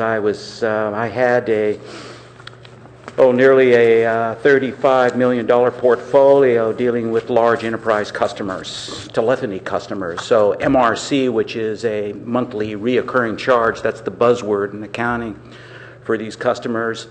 That's their phone bills were occasionally in excess of $500,000, and in order to reduce the churn rate, I had to appease them by giving them a $25,000 credit to keep them with us, and then it would be sent off electronically to my management team, which was either the controller or the vice president of finance, and he would sign off on it. But I can't tell you how effortless that was. It was just a pressing of the button electronically, and it'd get routed to all these individuals, and it hit their email box, and they would approve it. It was really nice. So I'm just pleased that that this electronic signature authorization is going to be implemented here at the City of Palo Alto, because I'm sure it's going to really cut down on a lot of the mundane things that happen behind the scenes when putting forth memos. So good job, whoever came up with that. Lynn Heidekamp on item number 13. Thank you. Number one, I see the agenda for tonight that I picked on the table over there, and I called in the error on 13 several days ago and was reassured that it would be changed. It has the vote on the ban as 9-0. It was 7-2. And I did call the staff a couple of days ago because online it was 9, and the staffer told me that for tonight, what was on the table would have the correction, but I see it doesn't. I was at my Democratic club picnic the other day, and I took the microphone and spoke about our Stop the Ban coalition, and that Mark Berman, who was president of our club 2 years ago, had voted against it, and I got a huge applause. I later spoke with several prominent Democrats. There were a lot of Democratic public officials there, and heard them relate how they were very upset at what the council has done with this ban. They say it causes, it looks like the black eye to the community. Palo Alto has always been respected, and because of the media coverage, they just thought it was appalling. And that's why I got a huge applause from these prominent Democrats that Mark voted against it. I'd also like to push the HRC. We've talked to them on the phone, and they are very interested in addressing this issue. We saw Jeffrey Bloom recently, a former commissioner, who said, as a commissioner, this issue should have been brought to the HRC, and I found out the other day that it hasn't been to them for 2 years.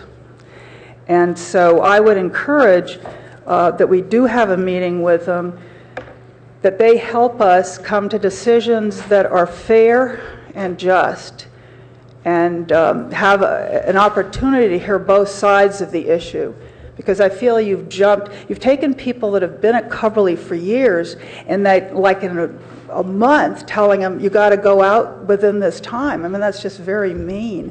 And so I think the Democrats I was talking to say that this Palo is looking like Scrooge, and they say it's very embarrassing for the city. Thank you. Thank you. Diane Elizabeth Jones, to be followed by Palo Alto Free Press.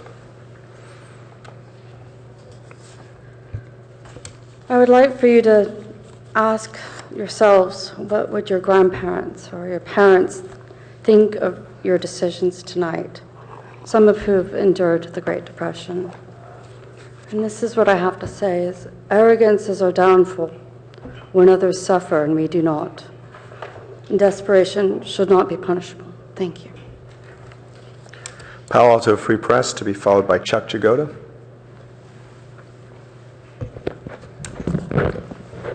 I think years ago I had a conversation with City Attorney Don Larkin about I have 2 Land Rovers, one of which has a tent on the top.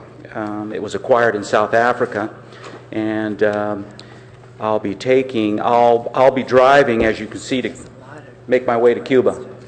So I've been to Cuba on multiple occasions, and I'm hoping to bike the island of Cuba, therefore the Jersey. So bicycling is my passion. It takes up a lot of my time, but I just want to talk about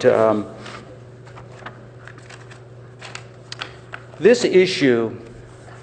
The way I look at it is we're currently in a 911 situation.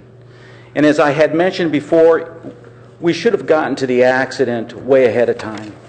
And so now we have a lot of the community members that are in intensive care for all practical purposes. They're suffering. And it may very well be, metaphorically, that they'll require a defibrillation. I don't know, once their car is towed by the PAPD, because ultimately that just may happen. It really will. Homelessness is pandemic. Homelessness really involves all of the states of the Union. It's not an easy problem to solve. So I'm just asking City Council members to reconsider and pulling this item, this vote, off the consent calendar, to give the Human Resources, the HRC, Human Relations Committee another swipe at this. I know that I have been harsh with them over the years. I think it's We all change our feelings and our positions in life. Either it's good things or bad things or critical things, but if you would pull this item off, that'd be great. And to give it back to the Human Relations Committee so that they can work on it and come up with some really good ideas, I think they have it within themselves to do just that. That's what I'd like to see. Make the city of Palo Alto a model to look to in being able to solve this problem, not by way of legislation, not by way of a misdemeanor charge, but collectively. I think we should give that a good try. Thank you. Thank you. Chuck Jagoda to be followed by Lois Salo. Good evening, members of the City Council. Thank you for this opportunity. I'd like to address some of Mr. Klein's concerns when I spoke with him about the ban. He was concerned about the traditions of Palo Alto neighborhoods and that the car camping wasn't in the tradition of Palo Alto neighborhoods. I would like to submit that one of the traditions that's pretty wonderful about Palo Alto is that students have to volunteer some hours before they graduate, helping in the community those who need help, those who are less fortunate, and therefore helping homeless people is right in the tradition of Palo Alto. At least some people think so. Mr. Klein also mentioned about people in his survey when he went to Coverly that people's license plates showed that they weren't from Palo Alto or didn't live in Palo Alto at this time. And he said there's some movement here. There is movement. There are people living homelessly in Palo Alto right now who used to live in the homes and have the jobs that they no longer do because the economy hasn't worked out that well for them. This, again, biggest transfer of wealth in recorded history from poor to rich has not slowed down. A lot of the wealth has accumulated here in Palo Alto. I'm not saying that Palo Altans are directly responsible for other people being poor, but a lot of Palo Altans have benefited from the same economic forces that have resulted in people living homelessly in Palo Alto right now. The lady with the ugly yellow van that was shown to you in a picture at one of the recent meetings, she was a substitute teacher here. She taught the children of Palo Alto. You can't just throw her away now because she's older and difficult and deaf. You know, and this idea of imposing a top-down solution on poverty and homelessness from organizations and leaders is not really a good idea. It would be like going to the doctor with an ailment and the doctor is going to diagnose you, but he doesn't want to hear anything from you. You wouldn't really like that, and neither would I. The person who's got the problem needs to communicate with the people that are going to solve the problem. You can't just tell them what is good for them. You should ask them. Stephanie Munoz mentioned about Coverly being self-policing, or can be self-policing. There's truth to that. There has been a lot of self-policing at Coverly. Things aren't perfect there, but there's a little irony I'd like to mention to you. The people who live there complain about the city. Thank you. Lois Salo, to be followed by Aram James.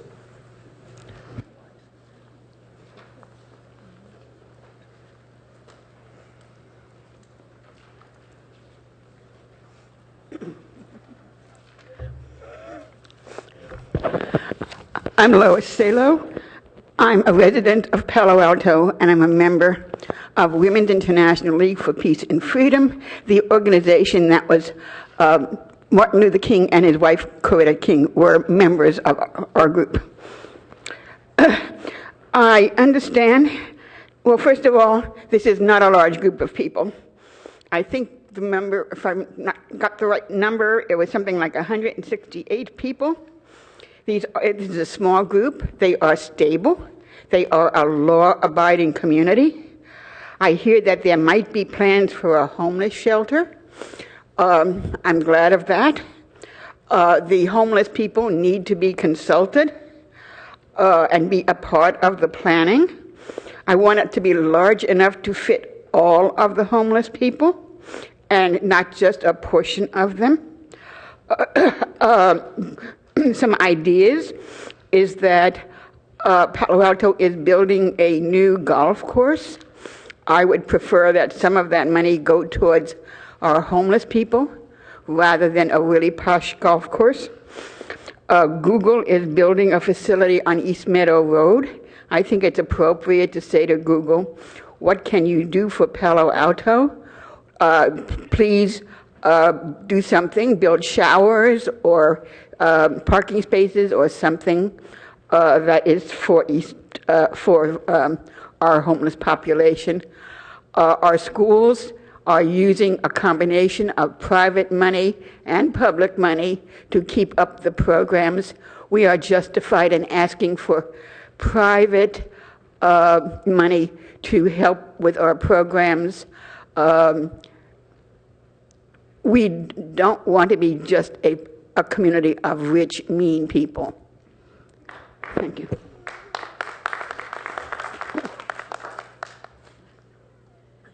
Let me remind you that we don't clap in council chambers. Sorry. James? I want to remind you that you, in fact, encouraged clapping earlier in the meeting when we were celebrating defibrillators and other matters. So that's just hypocrisy, and it turns the First Amendment on its head. But in any event,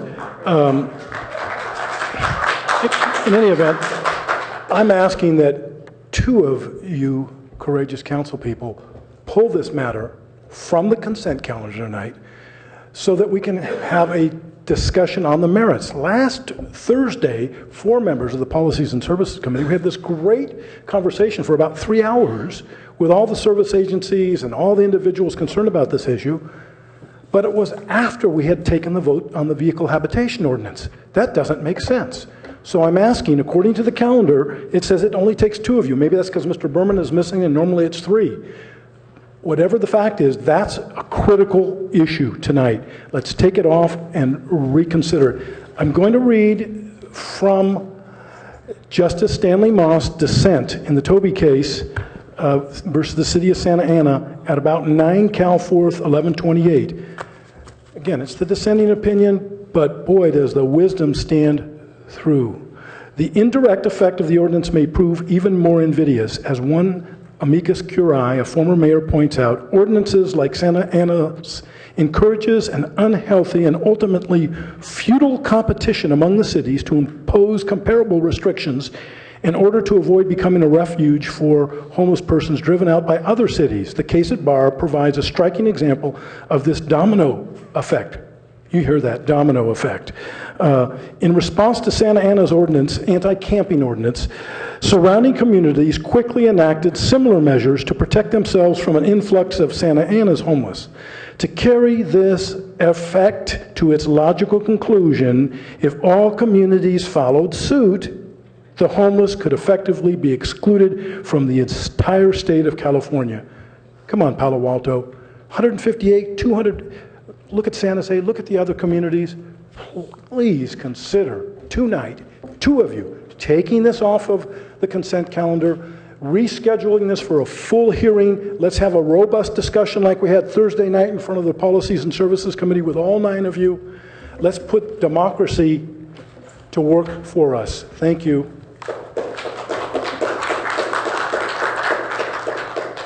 Stephanie Munoz, to be followed by Sybil. Cybel. Good evening, council members. I concur with about 99 and 44/100% of what the other speakers have said. I have only a little bit different take on these laws. Where my good friends and associates see Sacco and Vanzetti, I see Kelo versus the City of New London, Connecticut. Do you know that in this country, there are people that can live in their homes and the city can tell them that the city is taking away their home so that they can give it to a developer? well, sell it to a developer, and he can rent it out to somebody else. That's what I see in the vehicle ban. As Judge Cordell pointed out, you make this living in the car a misdemeanor instead of an infraction, and that means that the people can be arrested, and that means that their car can be and will be impounded. That is the end of it. That's the end of their life, their economic life. It's not right. And I want you to understand, because all of you people are even more me than I am, and so far as I'm Miss Bourgeoise, you know, you can't have, you don't want to live in a police state. You really don't. But anyway, the next thing is, it's coming up, it's going to be coming up on the Cubberley, and it's because of the showers. What I've heard from a lot of people who are professionals is that, well, in fact, Gail Price said it herself. She said, well, what we really need is to rehabilitate people. Understand that people who are coming to Cubberley High School to take a shower need less rehabilitation. They're already on the road to rehabilitation because they are making themselves presentable and acceptable to the rest of society. People can't get a job if they're dirty and filthy and smelly. We've got to help them get back into a society which has not been very helpful to them. All of us plan badly. I think the city of Palo Alto planned pretty badly when they kept on raising the price of real estate by changing the zoning and raising it and raising it. But they forgot to include any land out of it and buy the land up so that the city could afford to have a senior center without paying $16 million for 2 acres. We all plan badly, and I don't think that the people at least the car people, who are about 70%, as I understand from national statistics, about 70 some odd percent are not mentally ill. They're just victims. They didn't plan too well, but they didn't have much of a chance. Thank you. Thank you. And you do. Cybelle, to be followed by Penny Ellison.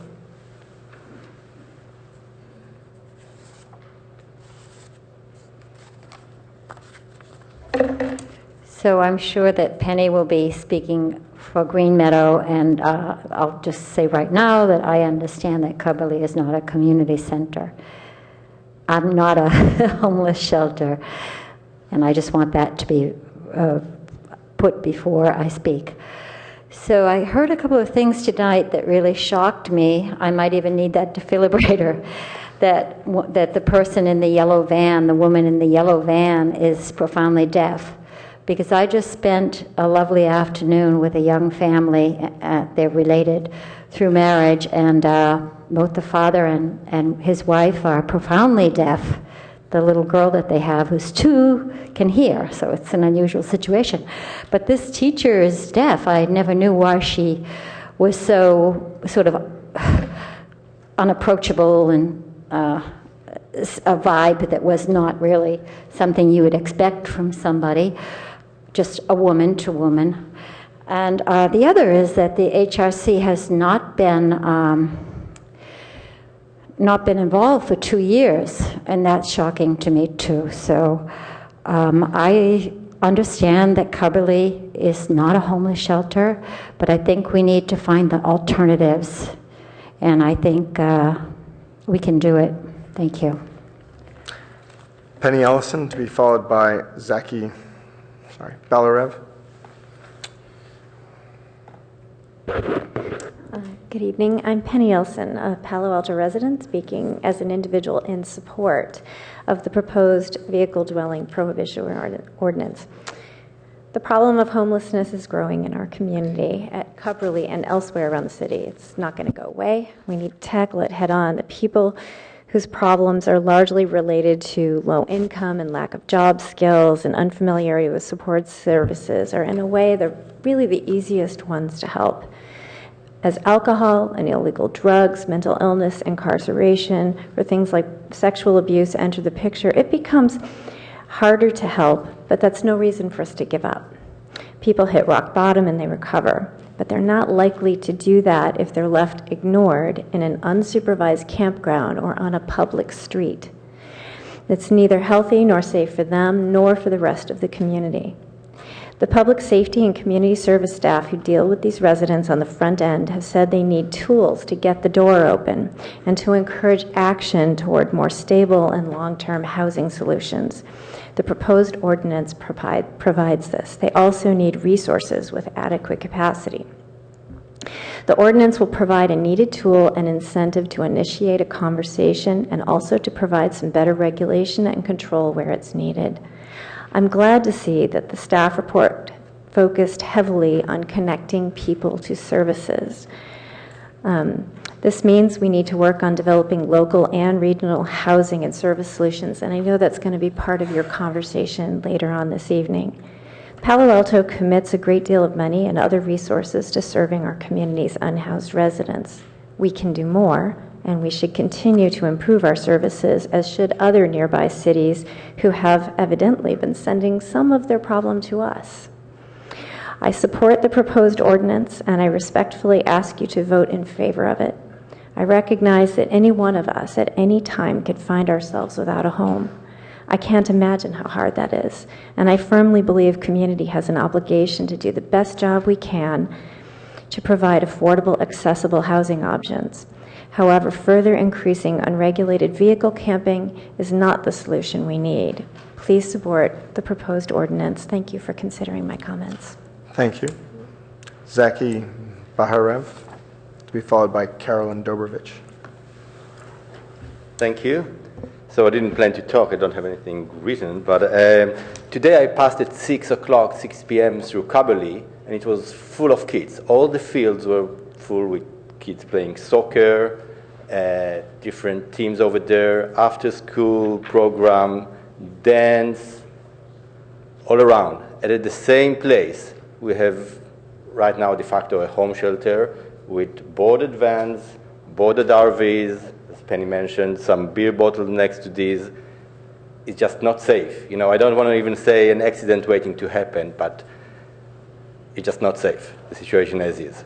So I've been involved for the last 2.5 years, initially trying to help and see what's going on. And I noticed, you know, the situation just got worse and worse in the last 2.5 years. And every so often, you know, when we almost come to some kind of a decision in the committee or something like that, there is some kind of a miracle maker coming from somewhere. Let's give it another try for 6 months and so forth. So we've done it quite a few times, and now we came to this situation.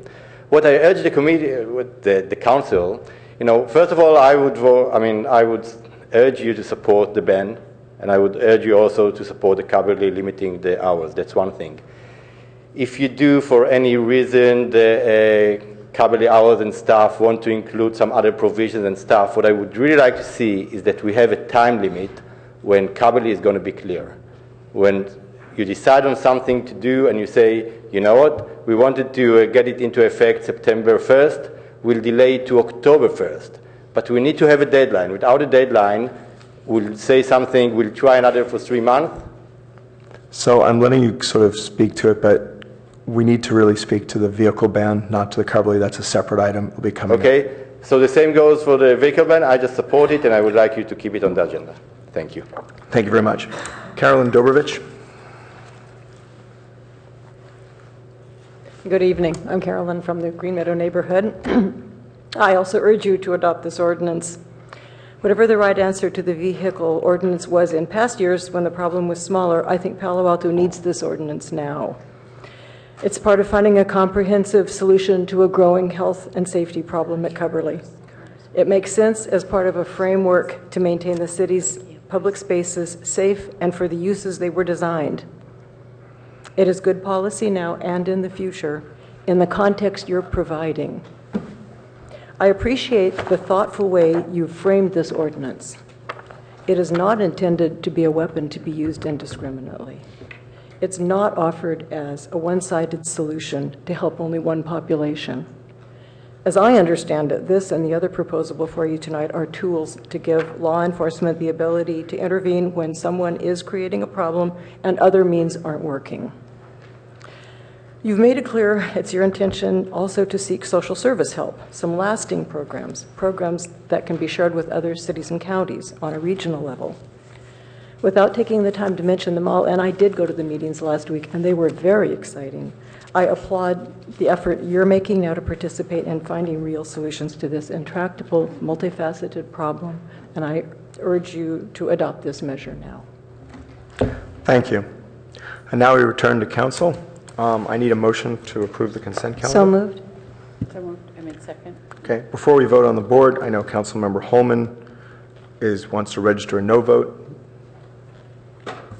Yes, I'll be voting no on item number 13. All right. If we could vote on the board.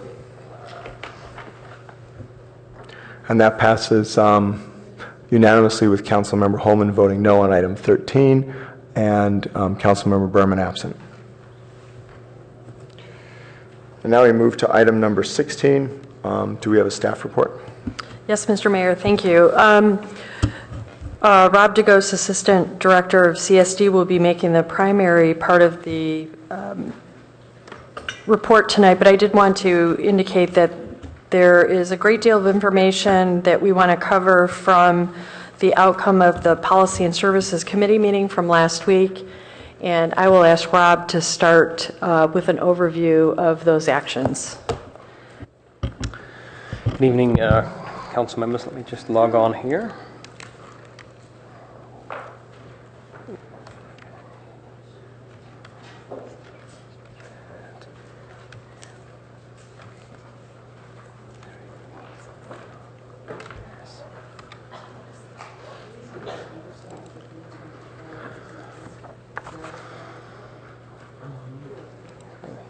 I have a short PowerPoint presentation for you here. Let me see here.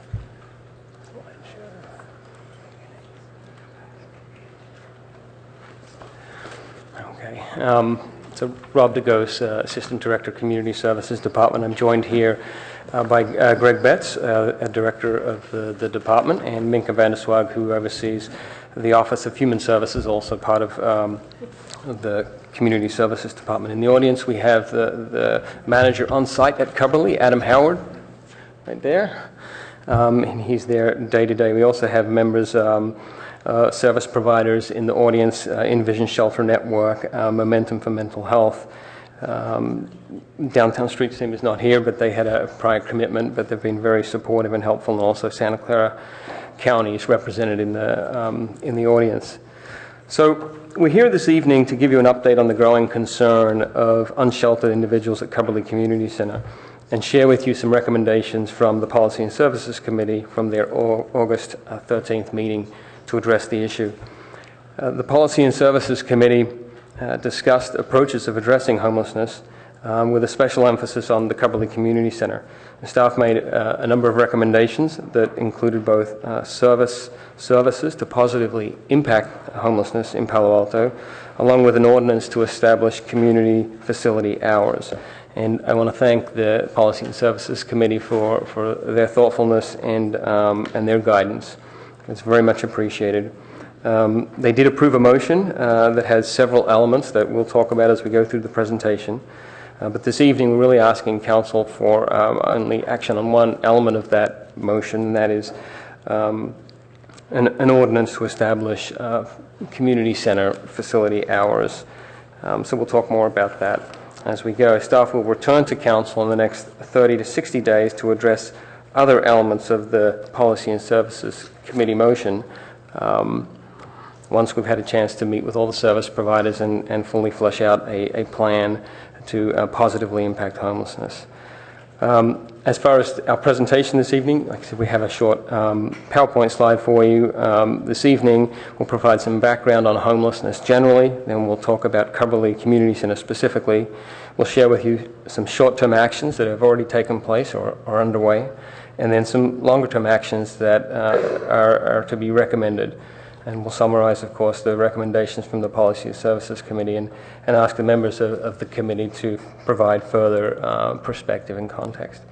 So that's that's the plan for our presentation, and we'll begin with some background. And what I'd like to do is first ask Minka van der Swak to give us a little context on the issue of, and the difficult and complicated issue of homelessness, not only in Palo Alto, but in the region.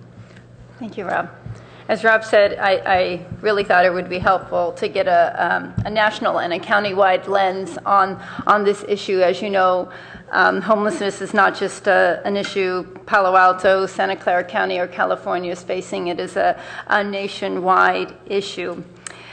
Recently, the National Alliance to End Homelessness stated that there are over 600,000 people experiencing homelessness at any given night in the United States. In Santa Clara County, we recently had a point-in-time count, so that was a count in late January where staff members, volunteers, and homeless guides went out to count the number of homeless individuals that they encountered countywide. So that's called a point-in-time count. And they counted a little over 7,600 people in the county, and they counted 157 in Palo Alto. So that was a specific point-in-time count.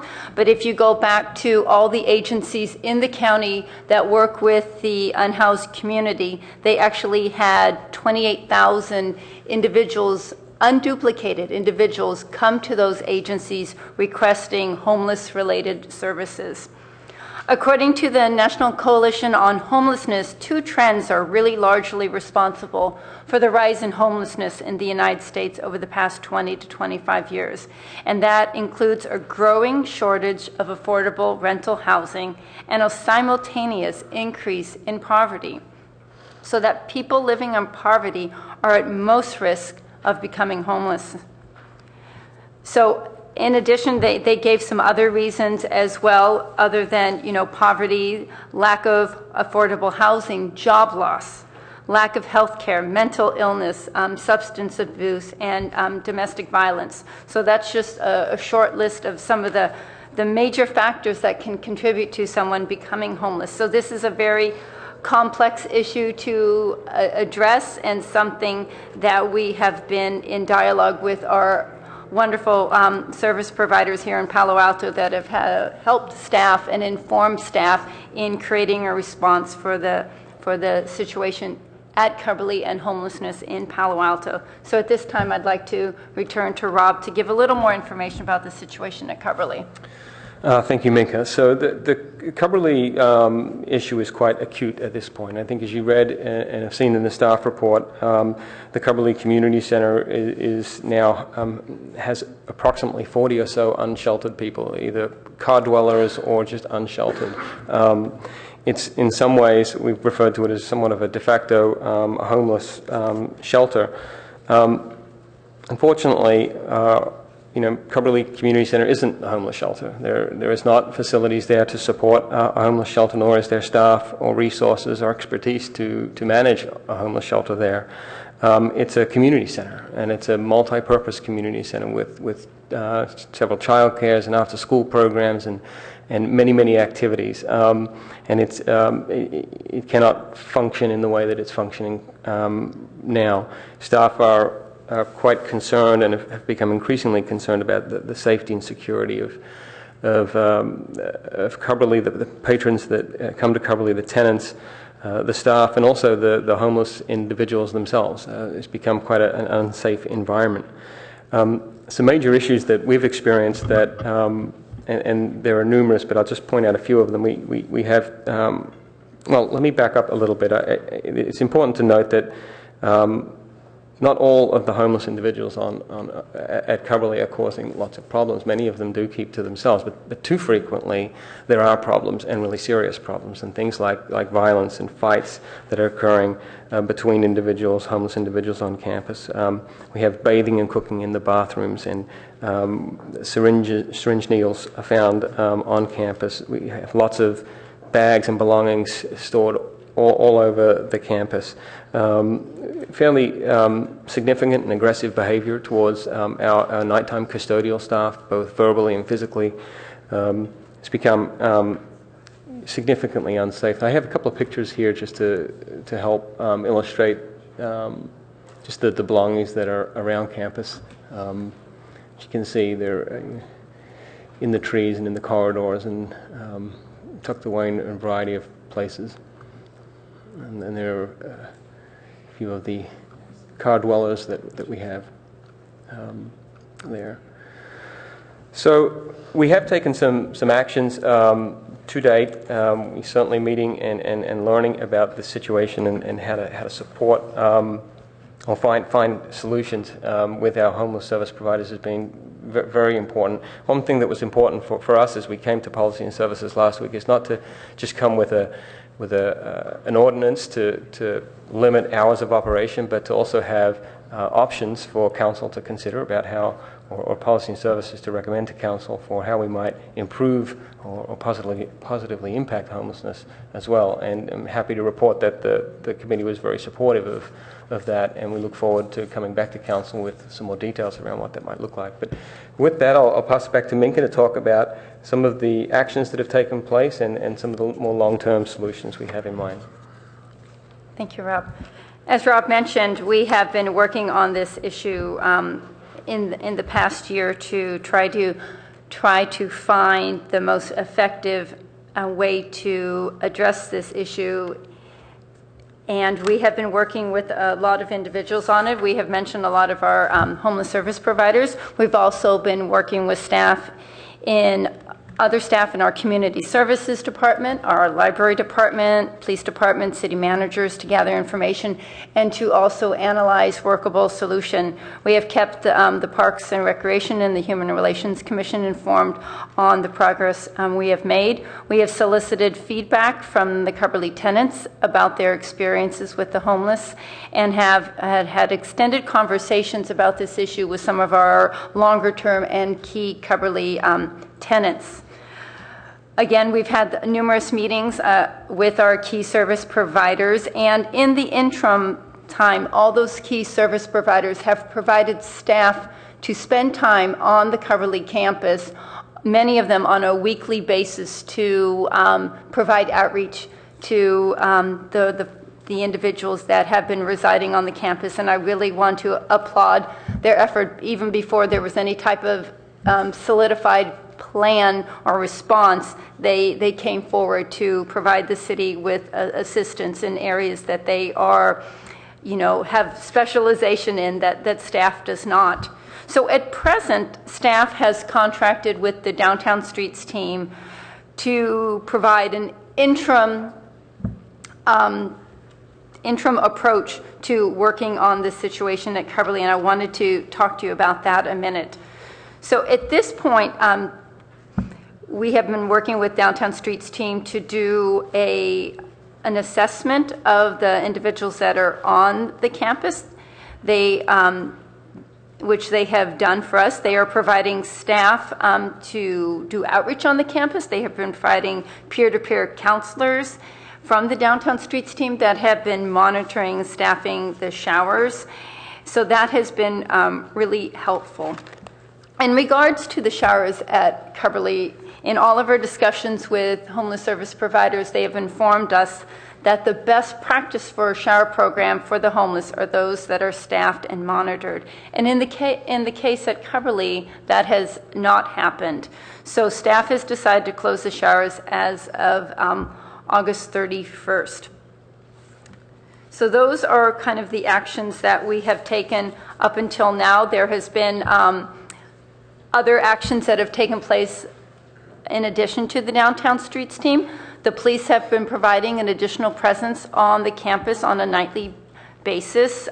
We have turned off the Wi-Fi that was coming from the libraries. We have locked most of the external electrical outlets, other than those that are plugged in with snack machines and so forth. So those are some of the other actions that staff has taken. As Rob mentioned, we had a really rich discussion last Tuesday night at the Policy and Services Committee, and that was a rich discussion from members of the community and amongst the Policy and Services Committee members.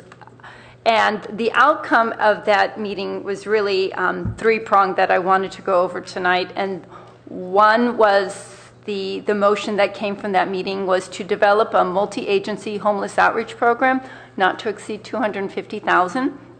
There was a request that staff bring forward to the Policy and Services Committee a discussion of the utilization of the community health and safety component of the development agreement with Stanford University Medical Center to include a discussion of health services to individuals most at risk for homelessness.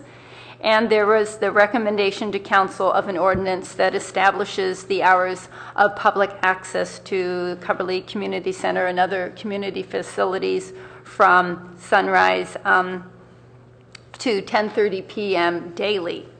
So there was also, as part of the multi-agency homeless outreach program discussion, we have been informed by, as I mentioned before, our homeless service providers, and they also have been just recently started meeting, and a newly formed homeless services task force has emerged, and we're really excited to hear of that as staff and to work with this group in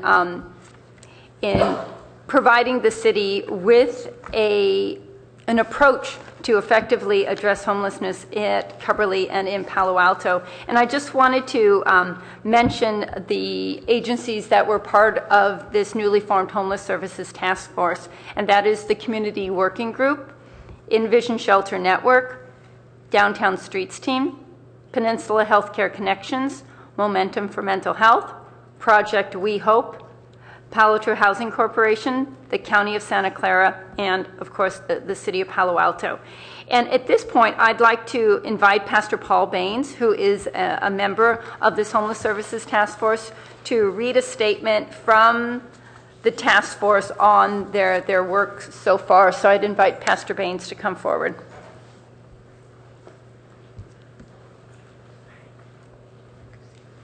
And as you can see, he has other members of the task force that are here tonight with him. Yes, Eileen Richardson and Chris Richardson wish they could have been here, but they had a previous commitment, but they did send their support, which you already know they do a great job. First and foremost, thank you, staff, city staff, mayor, city council. As you can see, these are members of our team. We are Jeff Wrench from the Community Working Group, Chris Richardson from the Downtown Streets teams, Paul Taylor, who's not here, from Momentum, from Mental Health, for Mental Health, myself from Project We Hope, and the chairman of our board, Morris Chubb, is here as well. Mila, how you pronounce the last name? Zelka, from Envision Shelter Network, along with other board members from Shelter Network, and then the Palo Alto Housing Corporation. We are first and pleased and very thankful that the city has placed funds on the table in an effort to provide these services to the homeless and those that are at risk of homelessness. The resources and staff recommendations are excellent start, and we stand ready to assist and provide these services as needed. In particular, we wish to work with the city staff, as we have in before, in the next 30 to 60 days to fully develop a plan and implementation strategy. This plan will be short-term, mid-term, and long-term that can most effectively leverage these funds that you have so graciously afforded us as a group and any other funds that may be available. As you know, homelessness is a complex and confounding issue, and as it has been shown, takes a great range of services to combat, including fellowship. We like to do that a lot. Meals, health services, job training, and housing options. No single agency, and we want to say that unified, no single agency, public or private, can achieve all, but together we can achieve a great deal. We like to say teamwork makes the dream work. The expertise and experience of each of our agencies can be brought to bear on this challenge, and we stand together with you now to serve those in our community who are most in need. We simply ask that you move forward with us over the next 30 to 60 days to more fully develop a plan. We also ask that you, as council members, can also use your connections, your contacts to support this effort in obtaining additional funds, whether they are state, federal, or county funds. We can use all the help we can get. We like to say none of us is as strong as all of us. Thank you for this time.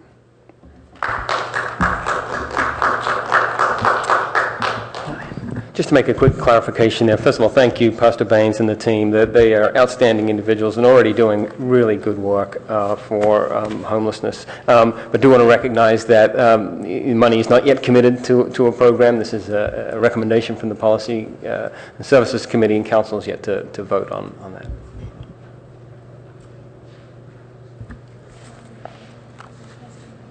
Yes, we are done. Excuse me, Mayor Sharp, may I just make one clarification in terms of the format of the item that's before you on your agenda tonight? So the staff has reported on development efforts that are underway with respect to a specific proposal, which, as has just been noted, has not been approved by the council. And it's not specifically before you tonight because it's not ready. Right. What the council asked is that the staff work with the nonprofits and the faith community and others in the community to develop a specific plan and come back. That is expected to return to you very soon, but what was before you tonight was simply a status update on those ongoing efforts. Exactly. What is before you tonight for action is the second piece of the committee's recommendation, which was an ordinance that is fully prepared and ready for the council's consideration with respect to community center hours. Thanks. Thank you. And now we have a number of speakers from the public. The first one is Lynn Heidegger.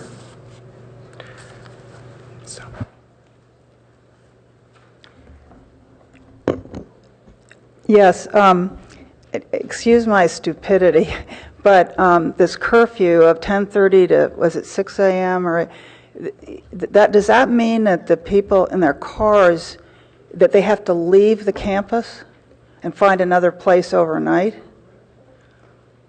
What, is that true? So where are they going to go? You haven't... Would the city attorney like to answer that question? Yes, the closure applies to the entire facility, the campus hallways, the classrooms, buildings, and the parking lot. And similarly with the other facilities that are listed in the ordinance, these are closures of those facilities. Thank you. And can you speak to council?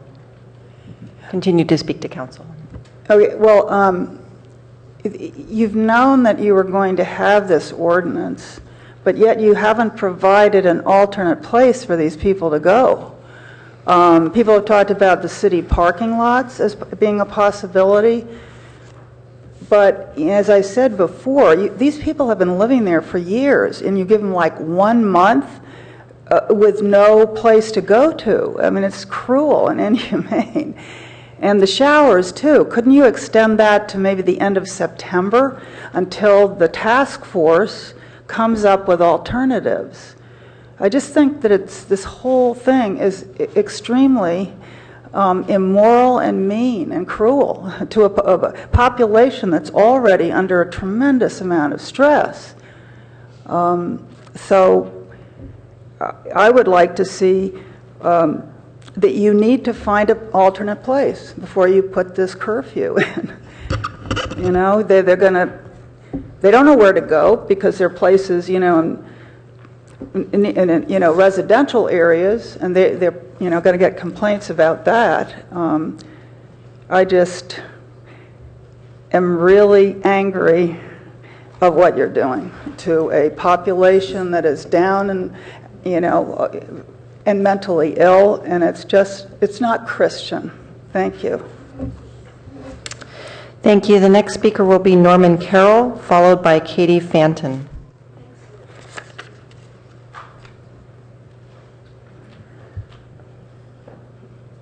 Hi, my name is Norman Carroll. A lot of people know me, including some of your predecessors. I got this from the city for being part of a hot team.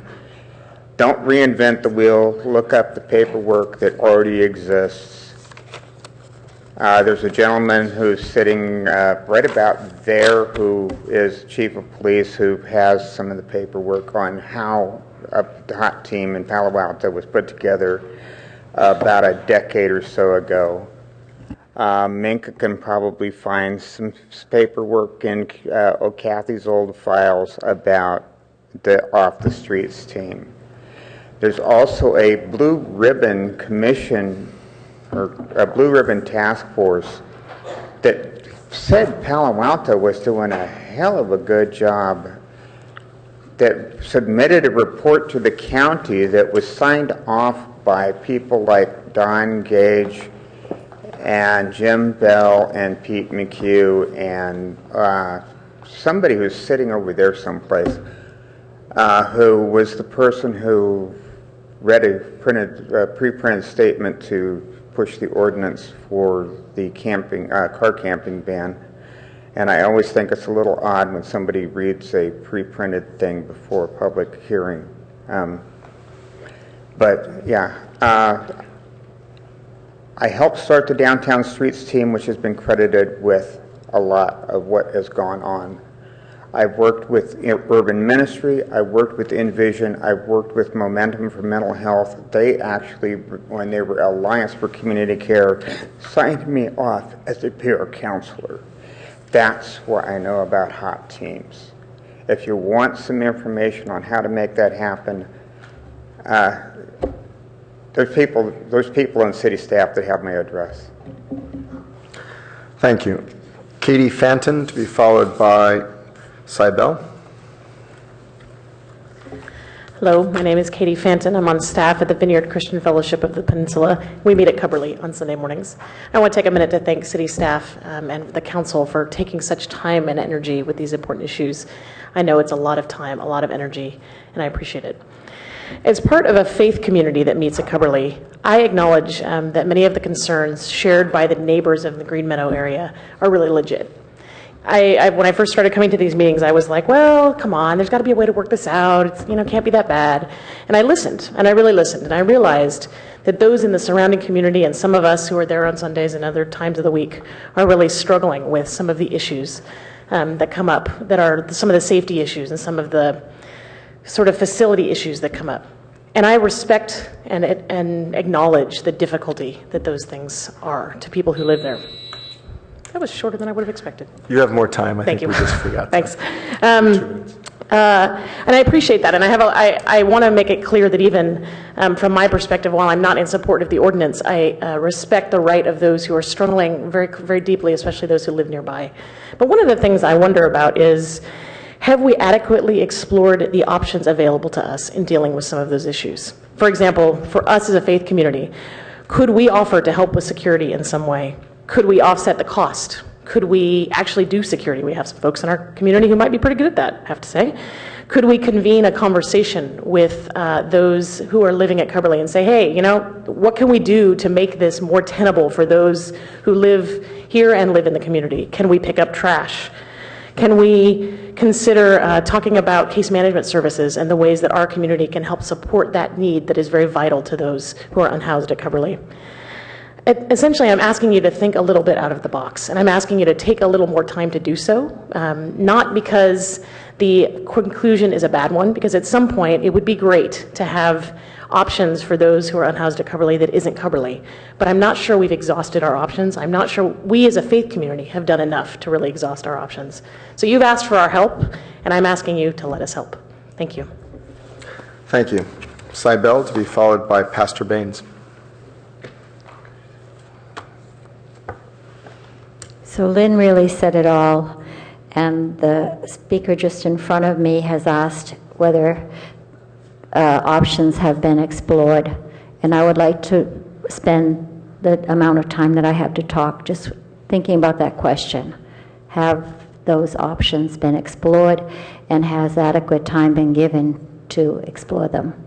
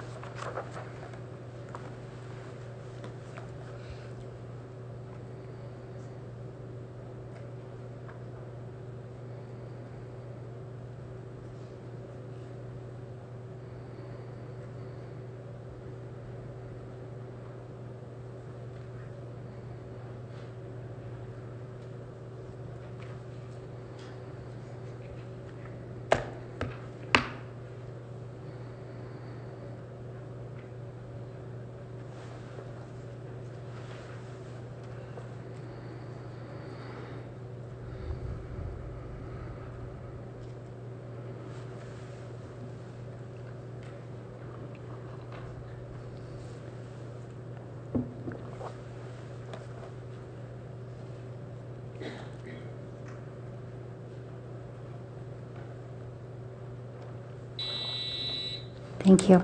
Thank you. Pastor Baines, to be followed by Carolyn Dobrovich.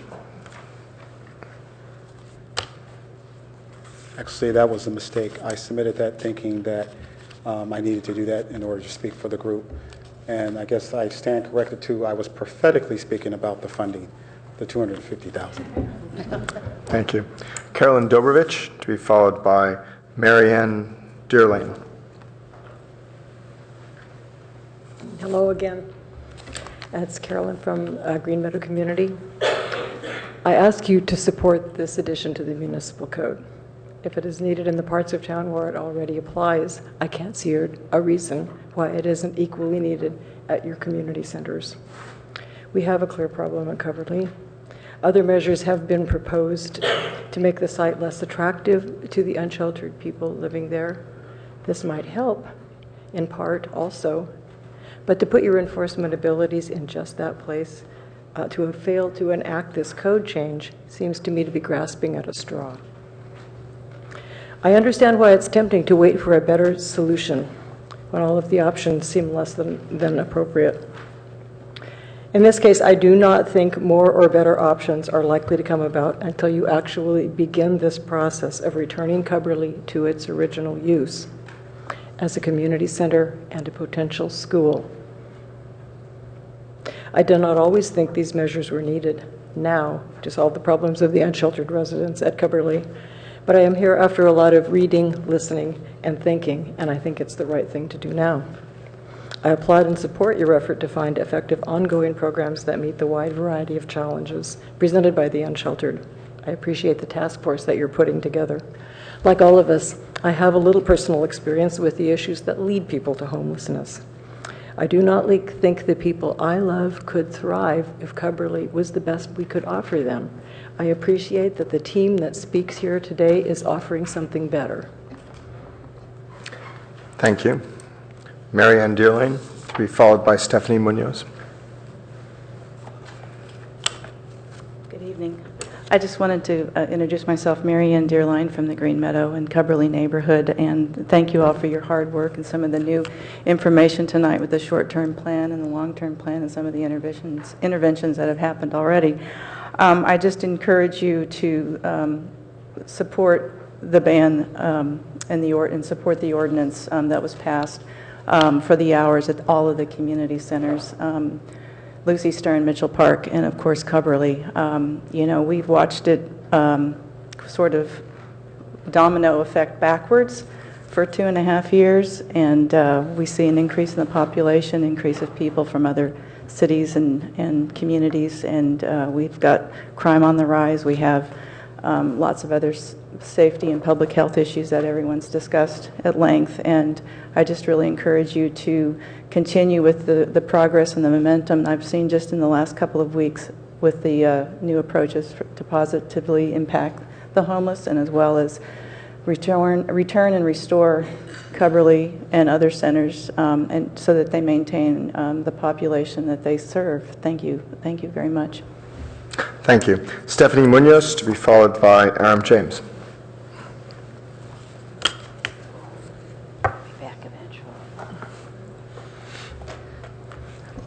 I had two things to say. One is in support of all the ban people, and it refers to Councilmember Klein's remark last week about homeless people have the same rights as other people, but they don't have more rights than other people.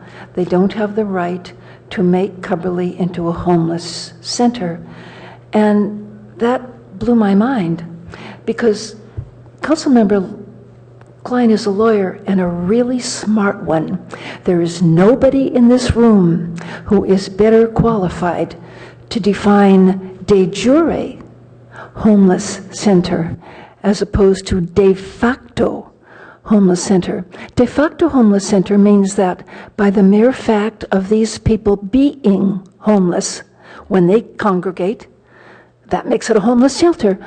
But that's what you call status offender. That's the basis of the gentleman's agreements and the restrictive covenants, the fact that those people are different And by the fact that they are doing something, that's what makes it wrong. And I find that very disturbing. However, what I find really, really interesting, and please listen. I was looking through all these letters.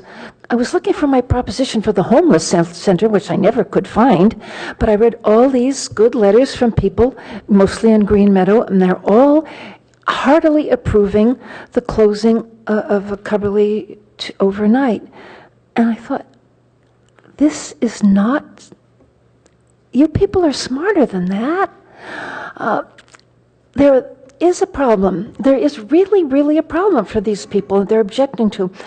During the daytime hours of operation, who will be enforcing the many violations that we see at Cubberley to support the safety and well-being of the students and the children? Who will address the current daytime campers, daytime campers, loiterers with issues, the weird folks watching dance, etc., etc. It goes on. But these are real problems, and I know Councilmember Schmidt said that one of the things that really concerned him was the fear of children going across with the weird people or whatever. Fine.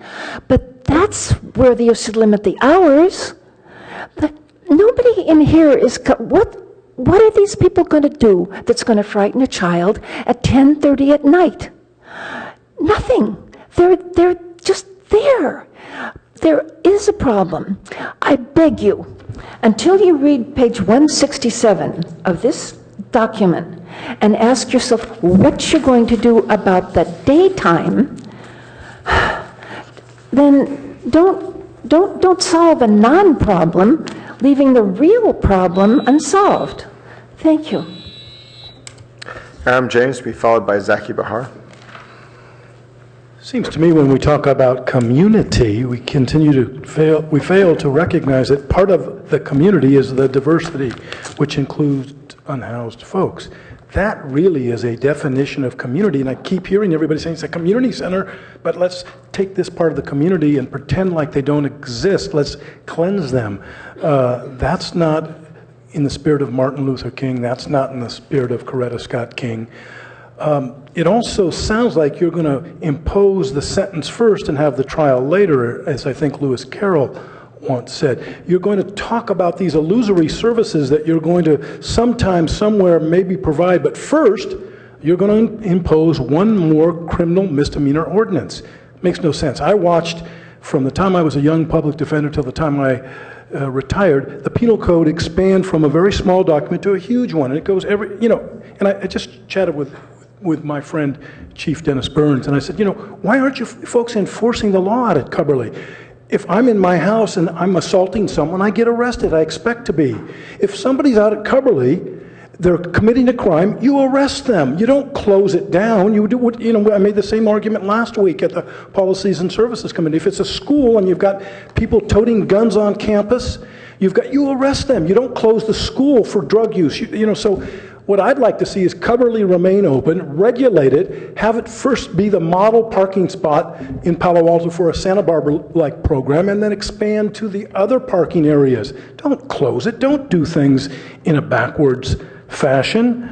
Also, as much power as there was at the Policies and Service Committee, and all the service providers are all trying to do their very best, one gaping thing that is missing is that people like Chuck Jagoda, very talented, unhoused man, they're not represented on the task force.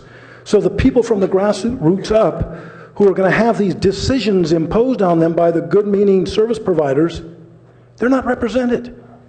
That's really outrageous. It's disrespectful, and again, it's consistent with what I'm saying. It's like we're not including them when we talk about community. They're a part of this community just like anyone else here. So please, in the spirit of the 50th anniversary of MLK's speech, let's think about those things. Please don't pass that ordinance tonight. If you're going to have that ordinance at all, even some sort of discussion about it, first let's have services that are provided that are not simply illusory, that somebody somewhere sometime is going to bring back long after this ordinance has been passed, and we continue to jam up the public defender's office and the district attorney's office and the criminal justice system with these kind of innocuous misdemeanor offenses that will really call on the resources that are needed in other areas. This is just a very, thank you. Zaki Bahar to be followed by Penny Ellison. Thank you. I hope now I talk in turn about Kabbali. So I'm in support of the limiting the hours. And also Pastor Burns just moved out. So I want to, before I delve into that, to say that I'm fully supportive of putting resources, as the committee suggested, in all kind of different solutions. Pastor Baines is one of them. There are other, the downtown team and others. The point to remember is that all this discussion wouldn't have come to the forefront in such urgency if we haven't passed the ban, if we haven't been kind of considering all these things about Kabbali. So I really urge you to stick to the original plan and have the limiting hours, restore Kabbali to its previous condition. It doesn't have to be overnight, right? It's not going to be tomorrow. If you allow it for 30 days, there's 30 days to find funding, to find solution and other things. Thank you. Thank you. Penny Ellison to be followed by Chuck Chigoda.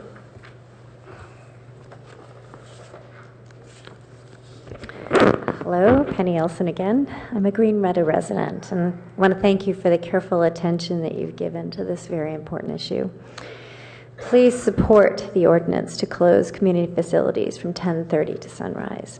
2 years ago, my neighborhood approached city staff for help with the increasing numbers of homeless at Cubberley. We wanted a compassionate solution, and so we did not insist on action. This evidently was a mistake. 2 years later, the number of homeless campers has mushroomed, and recent assaults and narcotic arrests at Cubberley have deepened our growing concerns about the safety of Cubberley, where as many as 40 to 50 people now reside overnight. The numbers vary night by night, but the incidence of problems has increased as the population has grown. Cubberley clearly has become a magnet. Please restore Cubberley to its designated and approved use. Ensure a safe, healthy environment for its 700,000 annual visitors, which include thousands of children. Approving this ordinance would be a very good start toward that goal. I also want to make sure that there's a plan to serve people who will be displaced by this action. Our city staff lacks the experience and expertise to address the complex needs of this population. Cubberley dwellers include many mentally ill and substance-addicted people. These folks require specialized professional help, and Cubberley can provide little more than unsanitary subsistence services for them. It is not the right place to get people back on their feet. Cubberley doesn't and cannot provide the needed services to facilitate a transition from being homeless. The motion by the Policy and Services Committee takes some steps toward that goal. I think the language of that motion might be written to provide more flexibility to the task force and staff to explore alternative opportunities, and it should include a clear timeline with hard deadlines for specific tasks. The need for better homeless services is an urgent problem that has languished too long. This is also a regional problem that requires regional solutions.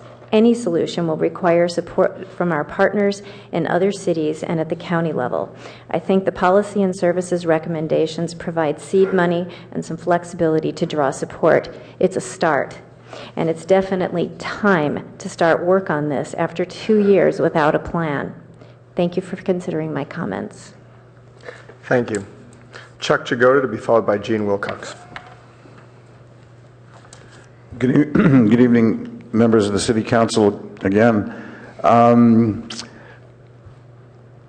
One of the big issues at Cubberley is frightened children.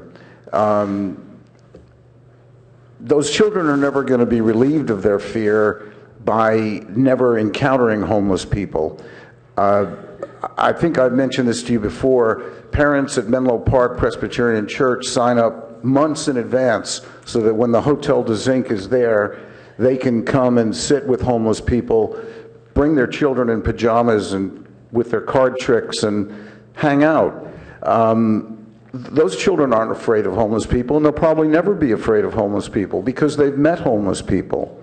That's kind of the idea, I think, when Palo Alto has a rule about volunteering your time in a homeless shelter or an old age home or something before you graduate from high school. That's one of the benefits of volunteering. It's reduction of fear, not increase of fear. There's no reason why anybody has to be afraid of Coverly. I happened to be there for a couple of hours this afternoon with the lawyer who was here, who volunteered that he would defend homeless people who are expelled or have their vehicles taken. And it was idyllic. People were using the library, people were sitting around. There was nothing the least bit unsafe or frightening about it. I wasn't frightened, the lawyer wasn't frightened, nobody else was frightened. People were just living. The idea of withdrawing resources from people whose basic problem is lack of resources, I don't know how to characterize it other than to say somebody just doesn't get it. You can't make a problem of lack of resources better by subtracting more resources. Cleanliness is a good thing. Sanitation is a good thing. Closing bathrooms and showers doesn't benefit anybody. You're beggaring and worsening the whole community. You're not just being mean to homeless people. Yes, you're doing that, but you're also withdrawing resources. When grandparents take children to parks and they can't use the bathroom because there are no bathrooms because homeless people might use them, they have to take their kids home. And then the other one, then you go back to the park and the second kid has to go to the bathroom. Go back home with the whole family again. You can't really use the park. It's not, I can't believe any of you were taught at home or in your religious education that meanness was a way to solve anything. God didn't come down and say, and you must be meaner, especially to those poor people. Nobody ever was taught that. I can't believe anybody was ever taught that. But that's what you're doing. You're being mean as if you think that'll get you somewhere. It can't possibly. Gene Wilcox.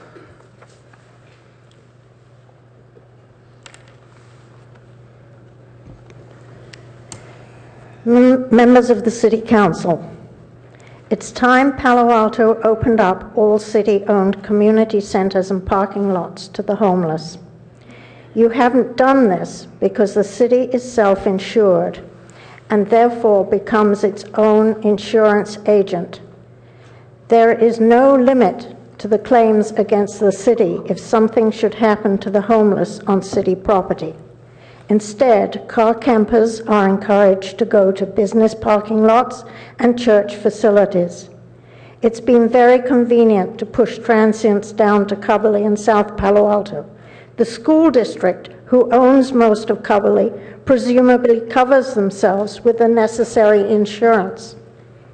With liability insurance, the city can open its property to the homeless instead of pushing them onto private parking lots, church facilities, and the school district's land at Coverly. I support this ordinance. Thank you. And now we return to Council, and Councilmember Niss, as Chair of the Policy and Services, reports out. Thank you. I am going to move the recommendation, and also as I move it, mention that this will be the probably the first time it has come to the full council and to everyone tonight in about 2.5 years.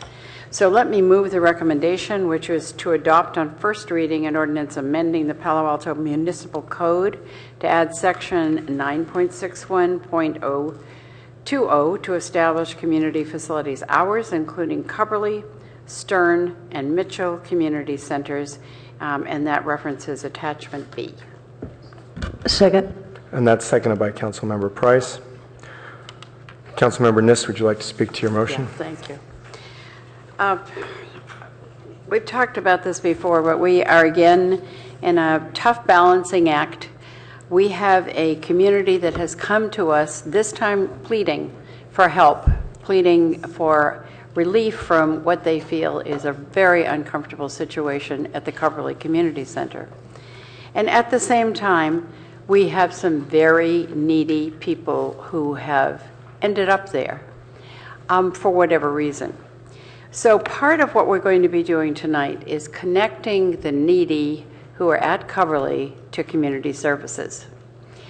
We have heard extensively tonight from the group who was here in front of us. And I want to ask if one of the slides should be thrown up again, which is the one that shows the long-term plan and all the organizations that are involved in this, because this has not come to anybody casually tonight. This is the result of, as I said, 2 years of meetings, but also 2 very intense meetings that have taken place both late summer and just before we met this evening. We met last week. So, as I said, this is not casual at all. And when you look at the number here that are currently working on this, you can see how seriously we're all taking this. There is a new group under the Community Working Group, which may not have a firm name as yet, but they indicate they are meeting, and I know you will be hearing more about their name. Also, a newly formed group, the Envision Shelter Network, which is a merge of the 2 networks that serve the homeless in both counties. And tomorrow afternoon, they're actually having an open house at their new location in Menlo Park. The Downtown Streets team, which is not here tonight, but many of you know about that. The Healthcare Connections, the Momentum Project We Hope, and let me stop just there for a minute and thank Pastor Baines, I know you're out there, for taking me through your shelter this afternoon, which is beautifully set up and a very welcoming shelter. And actually pretty easy to find. I did get slightly lost on my way, but I really appreciated having the tour. Paul and I have been friends for a long time, and I appreciate his reaching out to us. The Housing Corporation, and 2 more things that I want to talk about, two large organizations that are contributing to this. One is the city, and we're looking at the staff right in front of us who have all been involved with this. And also the county of Santa Clara. And this past Friday, Councilmember Price and I met with Joe Simidian and his staff, and I would thank Tyler Haskell and also Christina Loquist. Neither could be here tonight, but they would come and talk to you about how concerned they are, and they realize that more county resources even that have been put into this area need to be forthcoming. With that, I'm sure you realize also is a fair amount of expense in just what I previously mentioned. But additionally, at our meeting, we also have voted that at least another $250,000 could go into this program. We're not voting on that tonight, but that is a possibility, and we have outlined how that money could be spent. Beyond that, we are also using the police for policing at Cubberley in the evening. And is Dennis Burns, oh, Bob. So we have, I'm sorry, Ron, excuse me. Yes, thank you. Who's also here tonight. And while I'm thanking people, I also want to thank Officer Mike Foley, whom I surprised last Friday night at about 10:30 and asked him if he could take me through the campus. And he was very accommodating.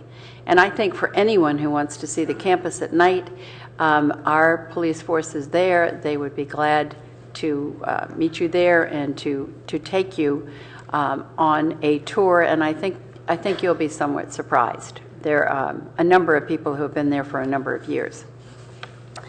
So let me talk about this not just from a city angle for a moment, but also from a regional angle, and talk about some regional centers that exist. The Opportunity Center has close to 100 units, and I'm not sure everyone is aware that those exist. People do not go through those as quickly as they do at Haven House, which is in Menlo Park, but the goal is that there will be turnover at the Opportunity Center. The part of the Opportunity Center which is run by Santa Clara County and the Housing Authority is the part that is closest to the street, and that is where a number of people are living. The other part of the Opportunity Center is the part that is run pretty much by Envision and Shelter Network, and any number of people pass through that during the day. And if you happen to go to the medical clinic or you're down on Encina, you will see people there. And once again, while I'm not seeing anyone from the Opportunity Center here tonight, I know they would be delighted to. There you are. Sorry, I'm looking at Mila, because I know that they will be glad to take you for a tour through the Opportunity Center, either side of the building. It's regional, county money goes into that. All of these resources that I'm mentioning are funded by either a private source, by the city, and also by the county. So I just want to talk about a couple of other sources that are available so that we don't overlook those. As you know, we do have food banks in our community, and also there are clothes closets available. And I'd like to acknowledge one other person so that you know this does exist. Keeley, which is spelled K-Y and then L-E, is the homeless coordinator for Santa Clara County. He also has made himself available, and he came last week for policy and services. He's also here this evening. Is he, Keeley? Are you here? Oh, do you want to speak? And you certainly are welcome to at some point after we speak. So thank you so much for being here. I really appreciate that. This is to demonstrate to all of you who are here tonight, and those that we hope are watching or listening who have been very concerned with this over a long period of time, that we, as I said, we have not taken this lightly. We have taken this on, I think, with a determination and almost a ferocity that says we will solve this problem. We will be able to provide services to those people in our community who are so needy. But at the same time, the safety and public health of our surrounding areas in the Green Meadow and the Charleston Meadow section are also pleading for our help. So we're going out on two spheres tonight, and I think with this we will make a very good start. As we have said tonight, and as our city attorney said earlier, this is only passing the ordinance tonight. We're not passing the whole program. The program is truly a work in progress, but it is a work that is being it is being worked at with great diligence and with a great deal of speed. So with that, thank you, Mr. Mayor, and I will close. Councilmember Price, speak to your second. Yes, thank you. Councilmember Niss, of course, always does a very eloquent job of hitting all the main points and many nuanced points as well. I appreciate that. I will speak on a couple of other items. The first one that's in common, of course, is ongoing concern regarding homelessness, and as a public health and welfare issue that affects not only the homelessness in a very severe and profound way, in an immediate way, but the community at large and the users of the Cubberley site. And this is something that the struggle that people are having and expressing there in their public comments, in the contacts, all the contact we've received, information, emails, etc., is also, I think, very much reflected by the individuals that I share this dais with. I think each one has gone on their own journey in terms of trying to decide what are the ways in which the various responsibilities we have to make a difference. And the homelessness issue has been very well articulated by everyone. It's very clear that this is just the beginning of many conversations. I think the homelessness task force, all the expert providers, the insight of the members of the homeless community and the others, it's very, very clear that this is only the beginning of many conversations. I think the meeting we had with Supervisor Simidian was very productive. If there is one thing that this conversation has done, which is highlight and showcase the severity of these issues and the plight of many people in Santa Clara County, including people in Palo Alto. And for that, actually, we should be grateful that this kind of attention and energy is around it. The reason why I want to support where we're going, not only as it relates to the hours at Cubberley, but all the other support items and and funding that we're considering, is my concern is that if we discuss this in greater depth or for a longer period of time, we are not necessarily going to come up with solutions. We will be fooling ourselves. I think our focus at this point is to look at the Homeless Services Task Force and have those conversations right there, because if we keep putting all of these decisions off, then we are not in any way, shape, or form addressing this significant issue.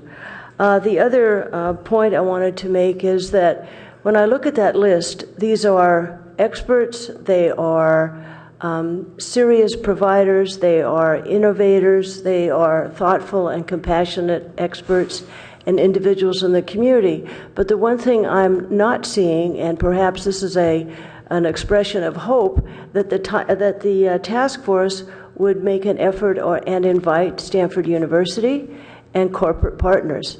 I realize in the corporate partner sector, over the last 5-10 years or so, a lot of the philanthropy by corporate businesses has gone to international needs rather than domestic needs.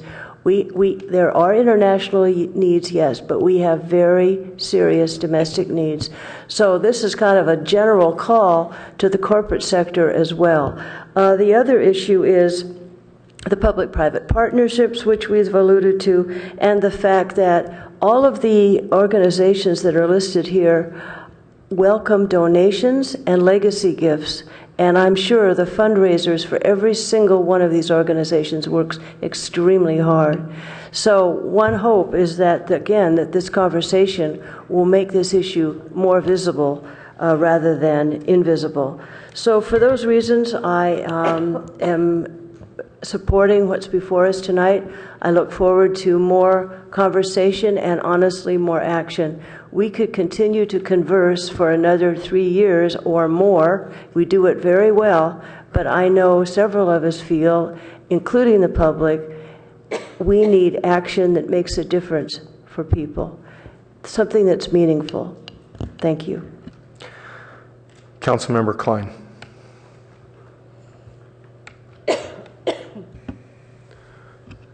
Well, I agree with the statements made by my two colleagues on the Policy and Services Committee, Councilmember Niss and Councilmember Price. And let me add my voice perhaps on some different issues. First, I want to establish some guidelines. First to Ron Watson of the Police Department. Ron, you testified before us at the Policy and Services Committee about how much we're spending on overtime right now at Cubberley, and I would appreciate it if you could repeat that or add to it, or whatever you want to say on that issue. Mayor, council members, Ron Watson, patrol captain for the police department. Currently, we're putting an officer out at Cubberley each night from 6 p.m. till midnight, and the monthly cost for that is approximately $14,000. If you extrapolated that over a year, it'd be about $170,000. And we've been doing that for 3 weeks now, and we'll continue that for the foreseeable future at the direction of the manager's office. Thank you, Ron. And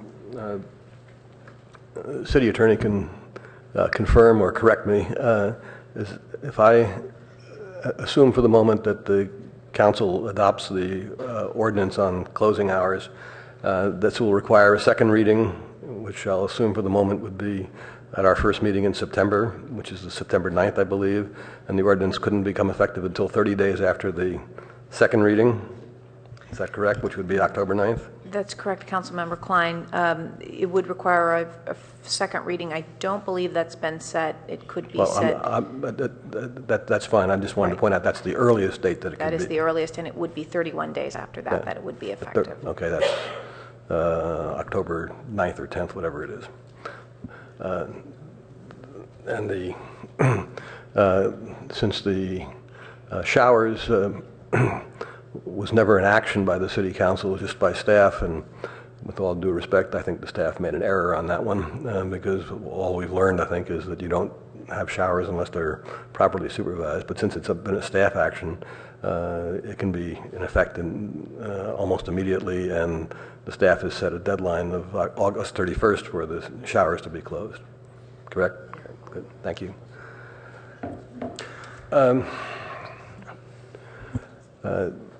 My remarks all go to really to timing on this, and also to the people who don't seem to get very much recognition on this. I hear lots of people worrying about the homeless, and as my two colleagues, Councilmembers Niss and Price, have stated, we do care a lot about the homeless.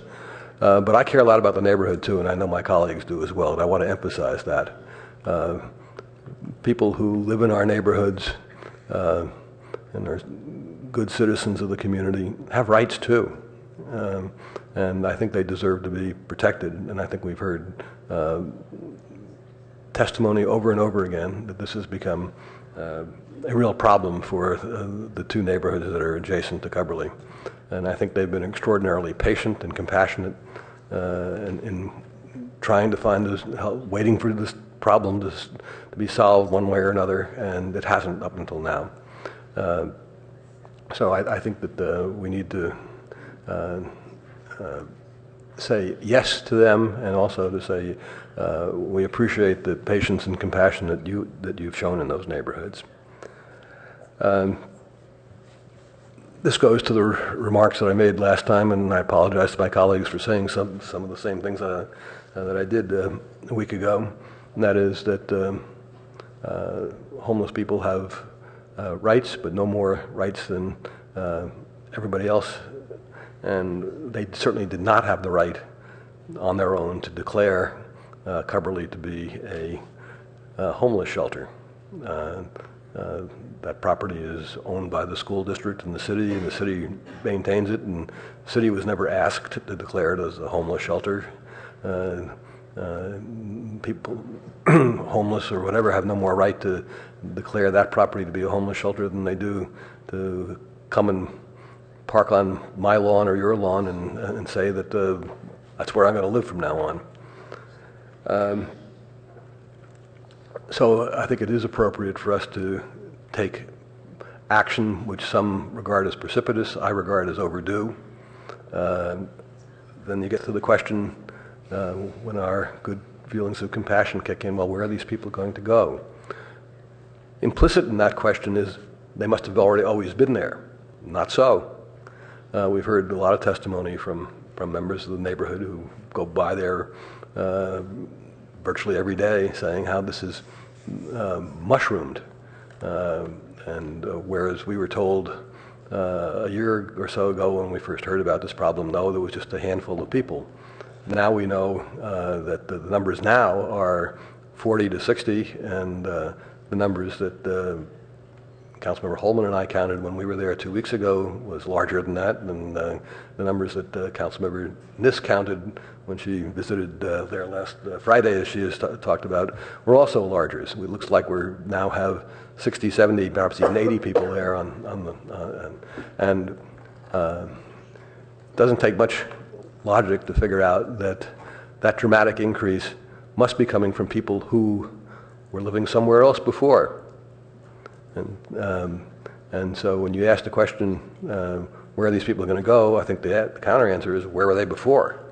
Does society have an obligation? Yes. Does Palo Alto have an obligation to anybody who wants to drop in at Cubberley and decide to live there in his or her car or his sleeping bag? I don't think so.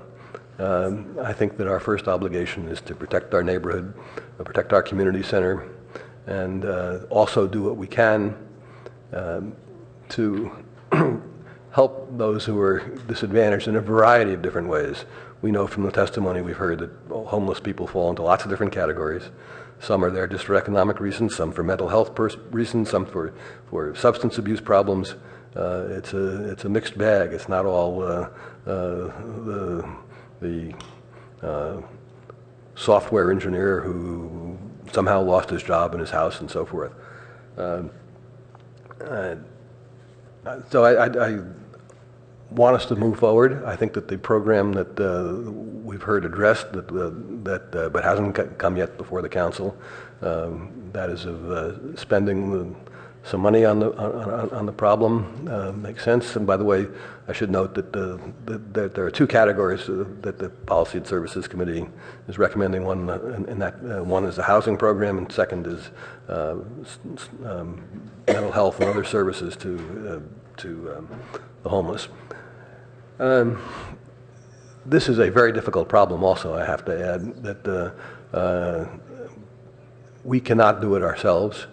We're not going to solve the homeless problem. Cities of Palo Alto size are not really in the social services business or the mental health business. That's primarily the responsibility of counties, but I think we can do something to help, but I think it has to be on a regional basis, working with our county, working with our neighbors in San Mateo County, working with the state if possible, working with all of the other people. One last thing, I've heard a number of pleas for delay, and that's why I asked the question to the city attorney as to when our new law would go into effect if it's passed by the council. I think actually it's just the reverse. I've been very pleased by the number of nonprofits and other interested groups that have sprung forward to start to take action now that it looks like the council means business, that we're going to really not allow Cubberley to continue to be a de facto homeless shelter. And I think that that's just human nature, that when it appears that action's really going to happen, people start to react. And in this case, I think very positively. And I think if the council backs off and says, oh, let's give this group or that group 6 months or whatever period of time to do something or other, the natural human reaction is you don't do it, or you don't do it until the end. It's like turning in the paper when you were a kid in school. When do you do it? Most of us did it the night before. So I think that we need to act. The time to act is now, and I think it'll have a lot of benefits. Councilmember Schmidt.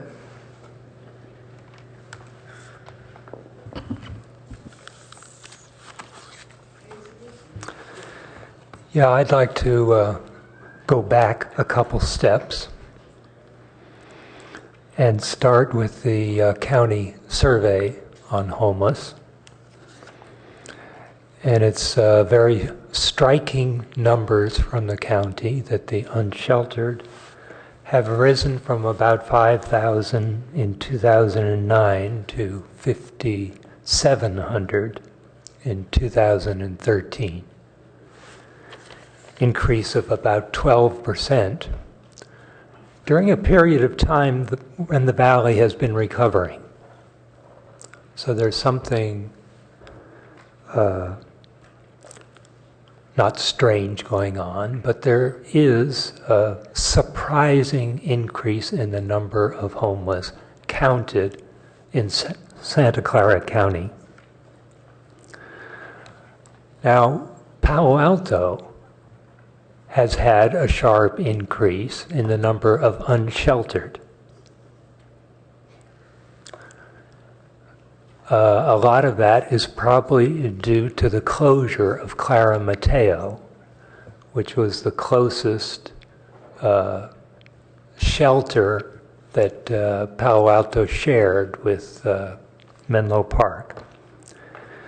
And I think we lost 50 shelter spaces, and the number of unsheltered in Palo Alto jumped by about 50 in the last 2 years. The Cubberley numbers, I guess there had been a concentration where a year ago maybe there were 10 to 15. A month ago we were talking about 30. Tonight number was 40, and others said could be as high as 60, 70. So Palo Alto is experiencing growing pressure from the unsheltered. Now, the response is we need to do something about Cubberley because that is coming to a head, and I agree that it is time to do something striking about Cubberley that can reverse the situation there. But the proposal comes to us with the background that since we are taking something away, that there should be enhanced services given. So I look very carefully at the enhanced services. Now we have a very concrete proposal for that enhancement, $250,000, that's about $125,000 over the next 2 years. But we're dealing with a big issue. Homelessness, shelter, is connected with a lot of things, with poverty, with joblessness, long-term joblessness, with mental health, with addiction, development disabilities. And this can't be solved with small amounts of money. As a matter of fact, it's not in the purview of the city to deal with the problem. If you look at where in the government structure health and welfare are treated, it's basically at the county level. County level has a budget of about $2.3 billion. About half of that is around health and community services. You look at their budget and maybe there's something like $250 to $300 million that would affect the homeless population or programs that might touch them. For example, the survey of homelessness in the county that just came out said that on average, homeless get $425 per month of payments from the government. That comes to $22 million a year for just the homeless identified in the county. Now that's well beyond the boundaries of what a city can do, especially since in our budget there isn't a big section for social services. But the county gets money from the city. Our biggest sources of income is the property tax. And we use that for public safety, for land use, for infrastructure. But the property tax gives about 30% more money to the county from Palo Alto for services. Some of the services we anticipate that they do are homelessness, shelter, mental health programs. Now, where do we look for an example? Turn to San Francisco. They have about the same number of homeless people identified as Santa Clara County does, 6,000. They had a real problem a decade ago, if you recall. They were providing about 200 sheltered rooms for their 6,000 homeless people. Today, they provide 6,000 shelter rooms for their 6,000 homeless. Now, that's an impressive piece of work. But San Francisco is different. They are a city and a county. Santa Clara County is providing shelter for about 2,000 people. 5,000 are shelterless. So where's the county? You know, I look around, we're trying to put together a working group. It includes the city, includes the faith community, includes others who want to help. The county is the focal point of effort for homelessness in this state, in this country. We can't have a program without the county. We don't have the resources. We could throw a few dollars and say, oh, we're taking care of it. But anyone writing about the issue of homelessness says there's certain things that have to be dealt with up front. Food, clothes, and shelter.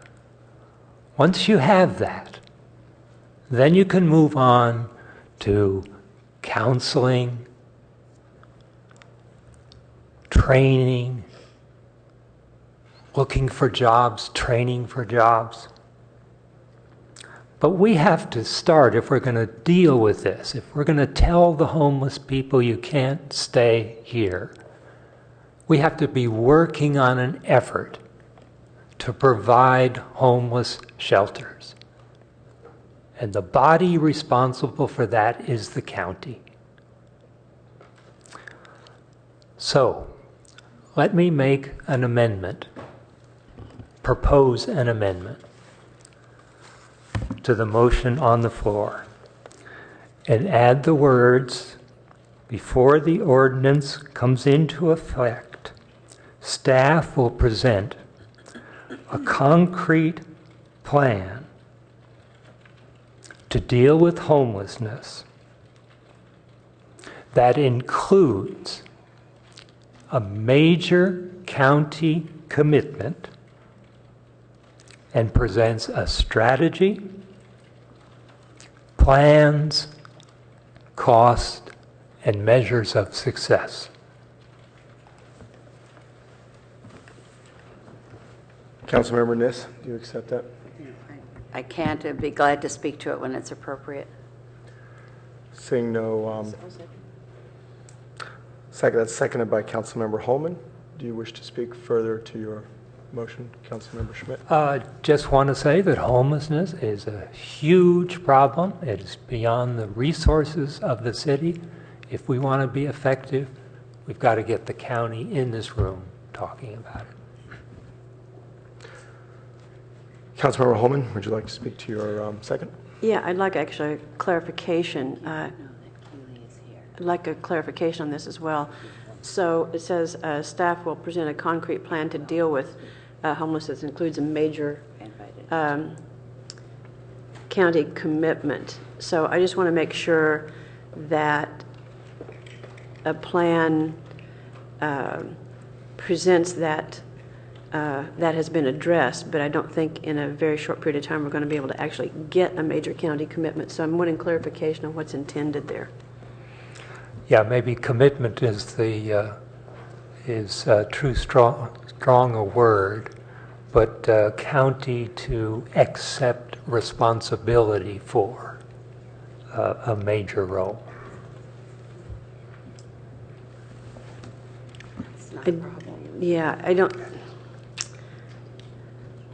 I don't think we can impose that, so I'd be happy to accept something that's differently worded than this, but I don't think I can support that language.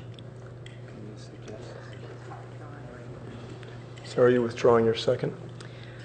I am. Okay. And I'll work on some other language. Councilmember Shepherd.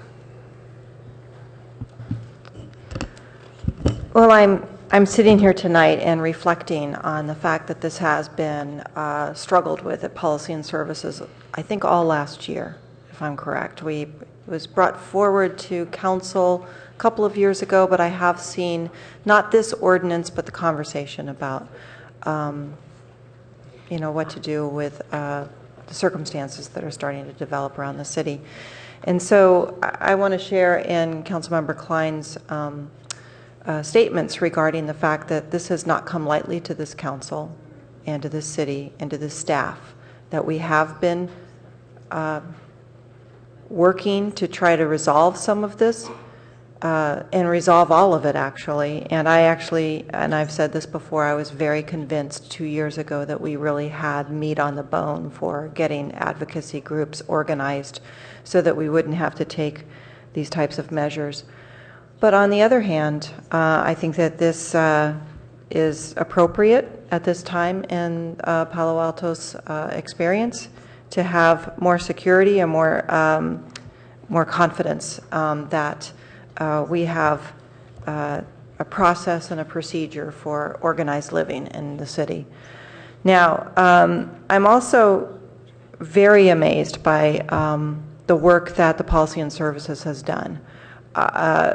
This did not come, this has Councilmember Niss and Councilmember Price have specifically gone out and gathered organizations, worked with them.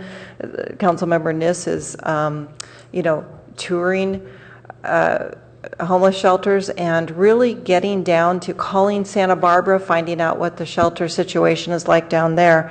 So I also have an amendment to the motion to see whether or not I can get it in, and that would be to have the Chair of Policy and Services and Councilmember Price continue as a subcommittee of Policy and Services their outreach efforts with the county and regional organizations and agencies to expand options and support for Palo Alto's homeless.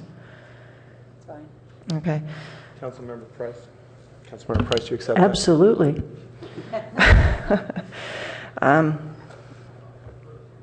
First off, Councilmember Niss comes to council this year with a great deal of experience.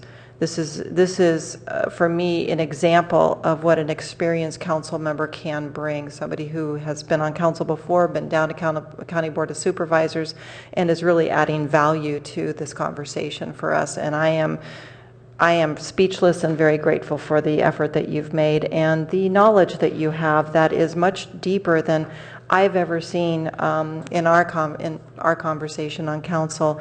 And I have to say with Councilmember Price, if you agree with this ordinance, then I have to agree with it, because I know how far you walk with people to make sure that things are taken care of at the social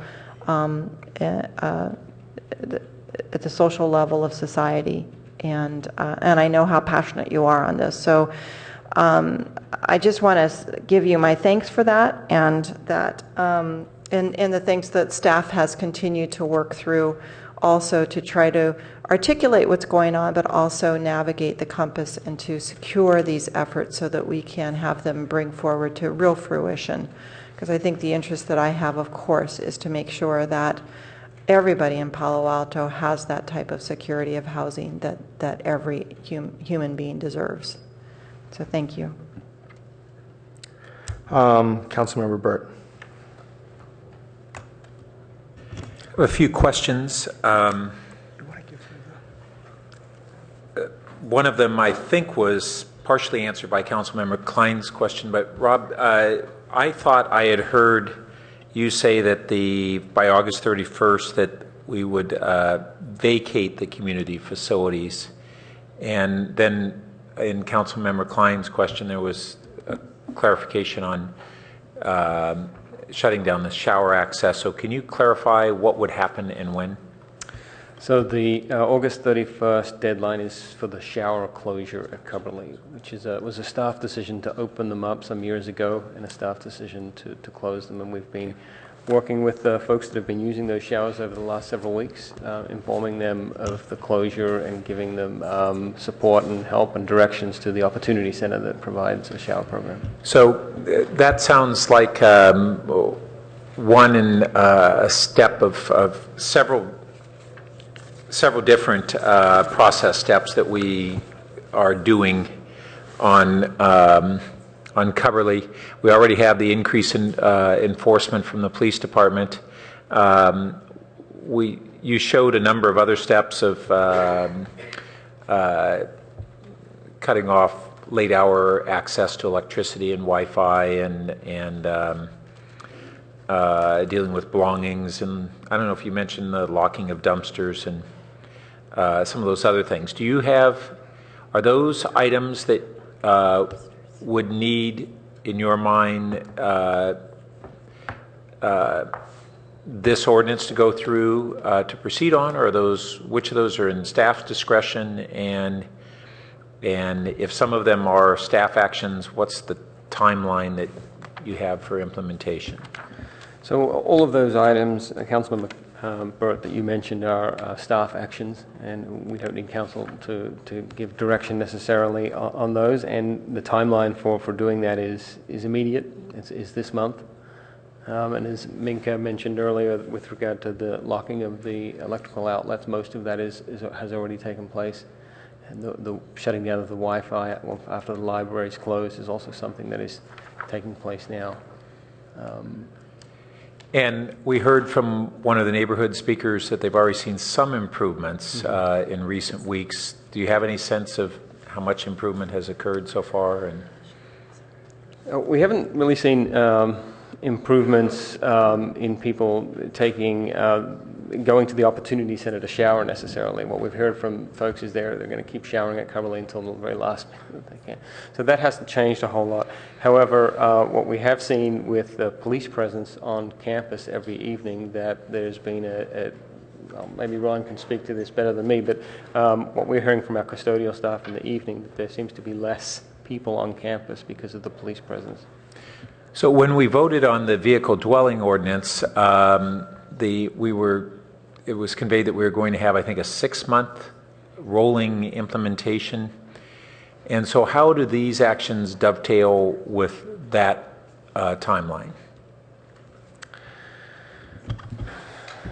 Yeah, sure. Why don't you start, Pam, and I can...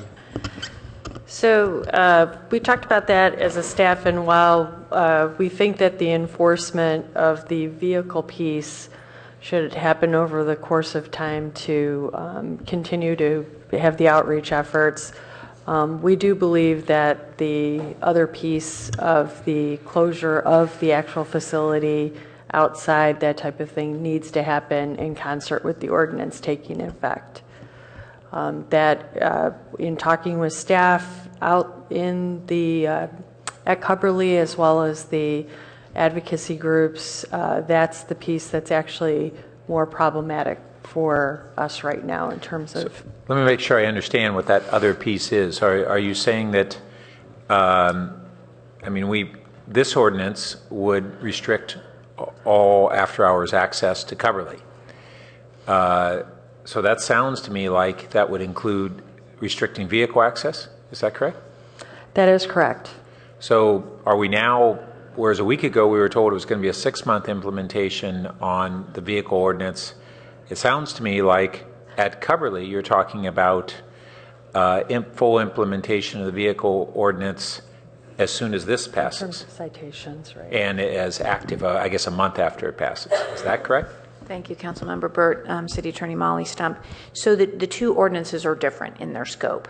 And the vehicle habitation ordinance that the council passed on first reading last time is a citywide ordinance that affects habitation in vehicles on all public roads. Now my question is, as that ordinance applies to Cubberley, it sounds like, in effect, the vehicle habitation ordinance would be implemented immediately at Cubberley, because are you saying that you under this? So, Councilmember Burt, I would characterize it a little differently. It will not be the case that anybody will be cited for violating the vehicle habitation ordinance in October, because there is a longer rolling time frame for implementing that ordinance.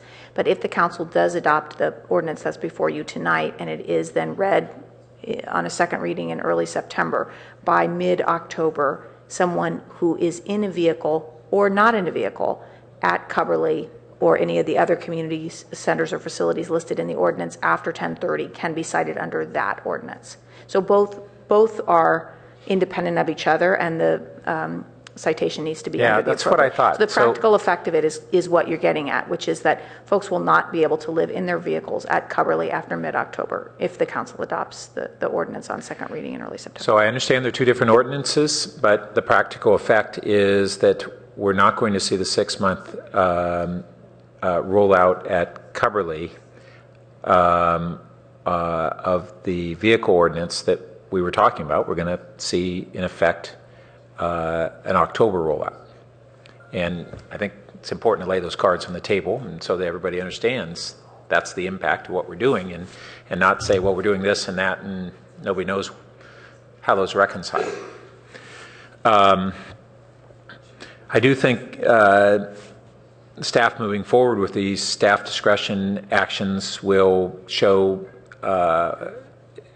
positive improvements for the neighbors at Cubberley. Some have already happened, more will happen in short order. But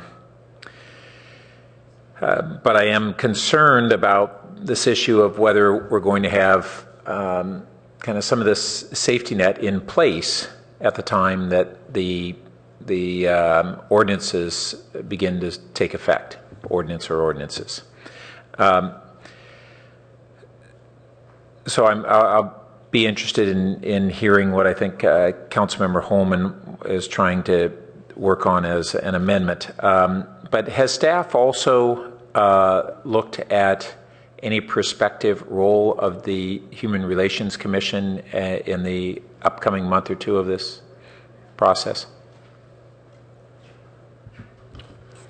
I think that staff is very willing to hear the council's advice on a role for the Human Relations Commission on this, particularly if the council approves any homeless service program, if any kind of advice, review, oversight of that. Okay.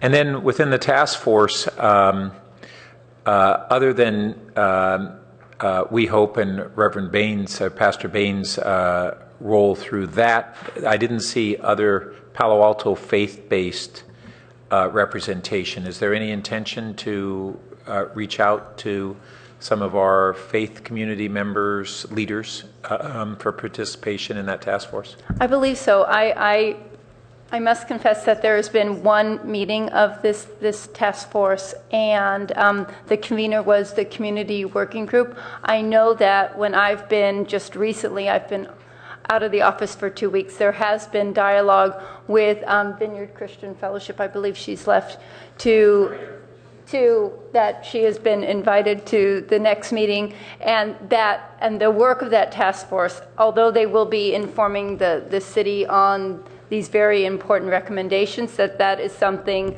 that the impetus has started, and I believe the membership of that group will expand, because we definitely see the interest and the passion of the faith community would be a value added to that group. To be very specific, however, Councilmember Burt, there was discussion at the Policy and Services Committee, and it was decided by Policy and Services to not provide a bigger role to HRC at this time to expedite the process of staff working with the community groups. Frankly, or even you'll notice that we were asked to bring those recommendations back directly to the council to not delay the longer term strategy. So that was discussed by Policy and Services, and they decided against that as a motion. Well, I certainly appreciate the desire to not have a delay, because we basically already have a lag between the implementation of the enforcement mechanism and what I'll call a better safety net. On the other hand, I've really been troubled by 2 years of this process with, at no point along the way did we think we could take the time to include HRC. And frankly, if HRC isn't involved in this, I don't know why we have a Human Relations Commission. It just makes no sense to me that this sort of issue would have no involvement with them. And I think it's an omission, and I think I would certainly support requesting Policy and Services Committee to figure out a way to engage with staff and Policy and Services to engage with HRC in a way that would not slow down the process. I don't think these things are mutually exclusive. They could be. It could slow it down, but not if we put clear timelines and define the role and the timing of whatever portion of this they're going to be involved with. I just think we need to do that. And then one or two other members of the either audience or colleagues talked about other local jurisdictions. We have certainly the county as a major player, but other local jurisdictions. And even though it's not a governmental agency, Stanford, and they're part of this broader community. I don't think that the boundaries have these sharp lines, and so I would hope that we could engage Stanford participation and if possible, corporate participation. Having said that, I appreciate that we don't want to slow down this process in order to continue to reach out to more and more groups. But when we have that sense of urgency, we might be able to pull them in on the same timeline that you're trying to move on. And I appreciate both things are objectives. And that's challenging, but just as Councilmember Klein had talked about kind of the action lighting a fire under some of the other support groups, it lights a fire under all of us. And I know our staff is working very hard and kind of urgently to try and get the safety net in place. And I know it's a challenge to say, well, let's broaden it somewhat, but I think it's somewhat of a necessity at the same time. So I'll wait to hear what Councilmember Holman sounded like she was working on in the proposed amendment. Councilmember Holman? Well, a few comments first. The challenge with this, as was with the vehicle habitation ordinance, is that we're looking at this from my perspective in kind of a piecemeal fashion, because all that's in front of us tonight is the ordinance. So that's, for me, a challenge. Could staff please put back up the list of task force? There we go. Okay.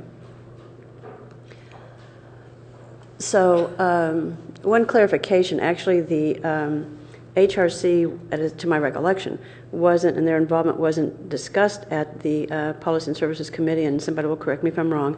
It was included in a motion that I made that wasn't successful, but I don't think we discussed whether they would be involved or not. A question for staff is, it has been mentioned, like in the staff report, it talks about, and by the way, thank you to staff for including coming back with specific recommendations and implementation of the program, and for also lumping that as a $250,000 contribution or commitment, because we don't at this point in time have the specific recommendations. So my question is, we've experienced a 2 years long, escapade here, let's call it. So the staff report talks about a 30-day return to council and before the ordinance takes effect. This evening there was reference to returning in 30 to 60 days. So I'm concerned that that 30 to 60 days is going to become 90 to 120 days. And the items that were mentioned in one of the slides were longer term solutions. So what's the real timing that we can count on? So, and what are the near-term solutions? Sorry, thank you, Councilmember Holman. That's a great question. So I believe it was one of the speakers that talked about a 30 to 60-day time frame. We have actually asked the staff to work with the community groups very quickly and bring back an item to the council agenda at the first meeting in October. Much of the programmatic ideas have already been fleshed out by some of the potential partners. We really didn't have time to react to it nor bring everybody together before tonight's meeting, but I really think that it's possible for staff to do that within 30 days. In addition, council members Price and Nis have reached out to the county and have given us some really good context there, some of whom are in the audience tonight. So we see us bringing this back the first meeting in October. Okay, I'm glad to hear you say that, because my note did indicate that it was a staff member who said 30 to 60. So I'm glad to hear the confirmation that you're talking 30 days, which actually is more like 45 days if it's October. So clarify for me, if you would, please. So when that comes back, is it going to include near term? So in other words, to address some of the issues that some of us have in terms of, not just, cutting the lifeline for some of these people, so to speak, but to provide some direction and recommendations for the longer term, but also the near term kind of lifeline for these folks? So we will be bringing forward a very specific motion which will tie the strategies that come forward that you will have to fund. That will include both short-term strategies and long-term strategies. However, having said that, there's nobody sitting at this table who can give you the exact safety net that you're implying. We will continue to work with some of the faith-based community who have been speaking with us throughout the year to still see if there's an opportunity for some of the vehicles to go to the faith-based community parking lots. We have not been successful in discussions throughout the year in being able to do that.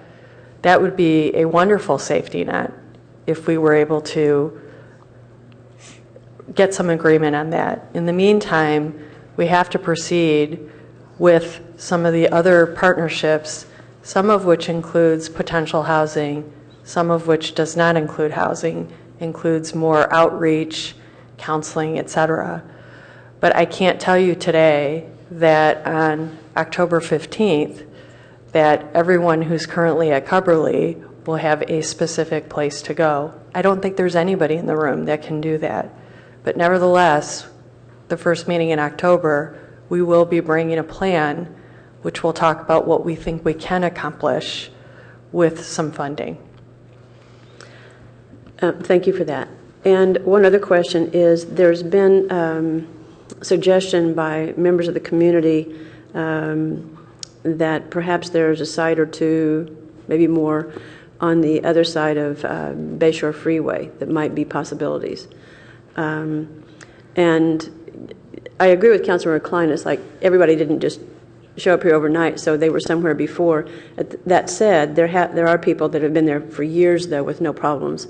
So I wouldn't expect that we could find relocation sites for everybody, but the people who actually are our population, if you will, I'd hope we could find some place for them in the nearer term.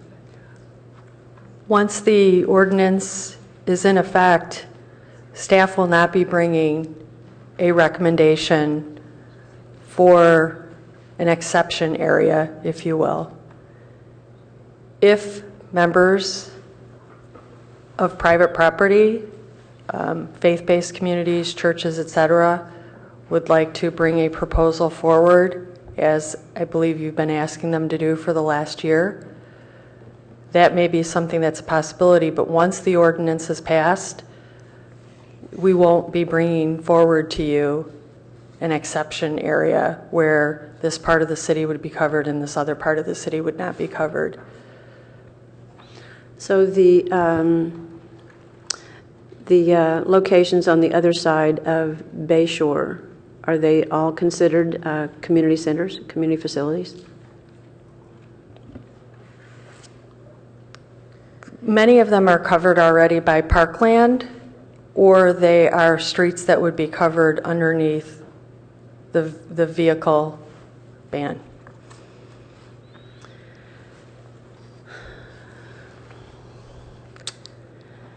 So makes it a real challenge here. I'm sympathetic to, I'm sympathetic to all parties here. Obviously, we need to do something to give the Cubberley neighbors relief, and I'm very sympathetic to that. And a lot of most of the neighbors who are in that community are not without compassion. Most of the people living at Cubberley are not problem citizens.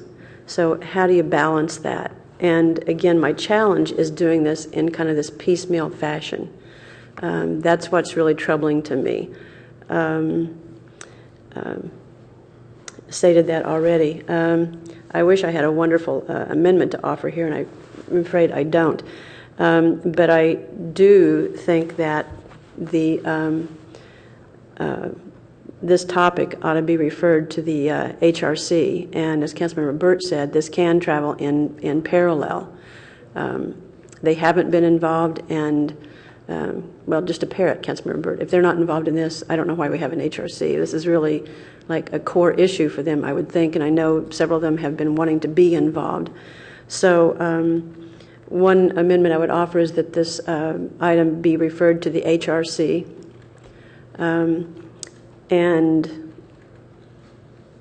that their involvement travel in parallel and in coordination with the task force.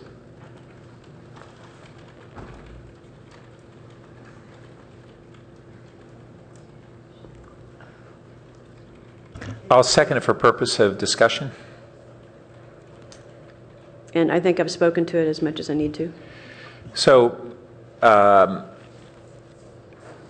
think that it's difficult to refer it in parallel to the HRC with the Policy and Services Committee taking their active role in it. What I think might work better is that the council requests that the Policy and Services Committee engage HRC in this process in a meaningful way, and leave it to the Policy and Services Committee to determine what that would be. And that last part doesn't have to be part of the motion. So if the maker is okay with it, then I would propose that language change. So to have policy and services, I don't see the link. Okay. That it would add here that the council direct Policy and Services Committee to engage HRC in this process in a meaningful way. I can go with that. What is this process? The process of determining our next steps with items 1, 2, 3, and 5. That. Okay, so Councilmember Klein was recommending that I clarify that Policy and Services Committee engage some or all of items in the staff report, items 1, 2, 3, and 5. And that some or all means that we'll be deferring to Policy and Services Committee to determine what portion of that is an appropriate role for HRC. So just a point of clarification, Councilmember Burt, item number 2 passed by Policy and Services was to bring those items directly back to council. So yeah, my understanding of this was that it's coming directly back to council and that Policy and Services was not taking any role further on this. So I assume this changes that process. And that's what, and therefore would cause the delay that we've been concerned about. Mr. Mayor, item number 5 was the only piece that was directed to come back to Policy and Services, and that was related specifically to the community health and safety component of the Stanford University Development Funds. That was the only piece that we were bringing. Right, that was my understanding. I guess I have a question for the maker of the motion. You were chair of Policy and Services last year. Mm-hmm. At that time when we didn't have the deadlines, why didn't you send it to HRC at that point? And why do you feel it needs to be necessary to send it there now? I don't believe this came to, unless I'm really misremembering, this came to Policy and Services in November of 2011, and I don't believe it came last year. It came twice this year. I thought we were looking at the vehicle ban, and we were looking at those kind of issues back then.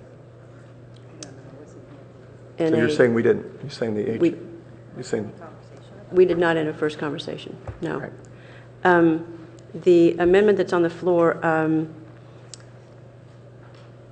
Well, two things. One is, it would seem to me that since the staff has added that we're looking at specific recommendations and implementation, that it seems like it would be appropriate for that to go back to the Policy and Services Committee. So I think Councilmember Burt is on the right track. The items 1, 2, 3, and 5, enumerating those, though, is a little bit problematic because I think we've kind of been a little bit more general in our direction to staff on how to address solutions. So if the seconder would eliminate those numbers and make that to engage some or all, hang on here, direct policy and services to engage the HRC in the process of delivering, in the process of delivering a recommendation. That's fine. And So- can I ask Yeah, okay. staff a clarification? So, Pam, you said that there is no intention for this to go back to P&S before coming back to council. So you're saying that all of the determination of kind of what form of a program that would be between staff and the advisory committee? So we would bring all of that back to council for two reasons. One, it's a new program that all of you would have an interest in hearing how it is that we would propose along with our partners and the task force. The second reason would be there is a significant budget amount that's necessary that would need to be approved by council. Okay, so I want to give this latitude as I think about where we're not going to have this proposal back to us before October, presumably, is that correct? So here we are in August, and we're not going to have it back till October. That doesn't seem like that would prohibit engaging with HRC in that time frame. So how about this minor modification? Direct staff or the Policy and Services Committee to engage the HRC, and that gives Policy and Services Committee, if they want to step in and participate in what the HRC role would be, great. If they don't have time, then staff can figure out what would be an appropriate role for HRC. That's fine with me, and then there's, in a meaningful way, should be moved after the words commission. And I'm good with that.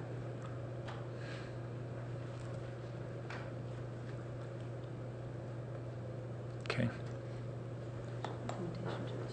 Councilmember Klein?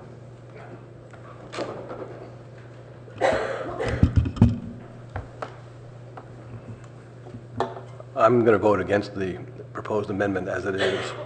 The idea in our recommendations was that people wanted to see this move along, and I don't really think it's realistic to think that a referral to the HRC is not going to delay things, and that's just in the way things go. Staff's going to come up with a proposal. If that goes to the HRC to consider, that's a delay of 2 weeks, a month, whatever their meeting schedule is. That's the way our process works. With all due respect to the Human Relations Commission, they didn't need a referral. They have a broader charter, as I recall, than our other commissions. They could have stepped up and volunteered and asked to have this issue come before them. And I don't know why they didn't, and they may have had very good reasons, but nobody has excluded them. And whether they have particular expertise on this issue, I don't know, but I haven't seen it in the past. So I'm more concerned that we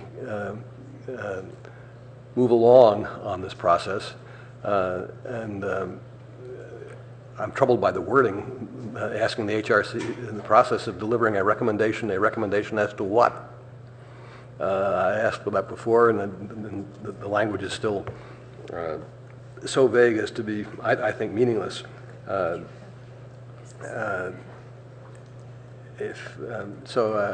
Without some clarity and understanding as to why we want the HRC in at this late date, I have to vote no. So staff just reminded me of something. I did want to indicate that the vice chair of the HRC, Ray Bacchetti, on his own has offered to be a part and attended the task force meeting I wouldn't say that he was representing the HRC. He was just He is on the interested. community working group. Well, for the same reasons that Councilmember Klein just said, I'm also going to oppose the amendment. You know, Policy and Services really struggled with this and did a fantastic job. And, you know, these are tough issues, and there's been a lot of thought, a lot of work, a lot of reaching out. I know Councilmember Price has, you know, reached out to lots of organizations and lots of groups, and has really struggled with this, and the same with Councilmember Niss, and the same with Councilmember Klein, and the same with Councilmember Holman. And they've all worked through this process, and they've come up with a solution that they recommended to us.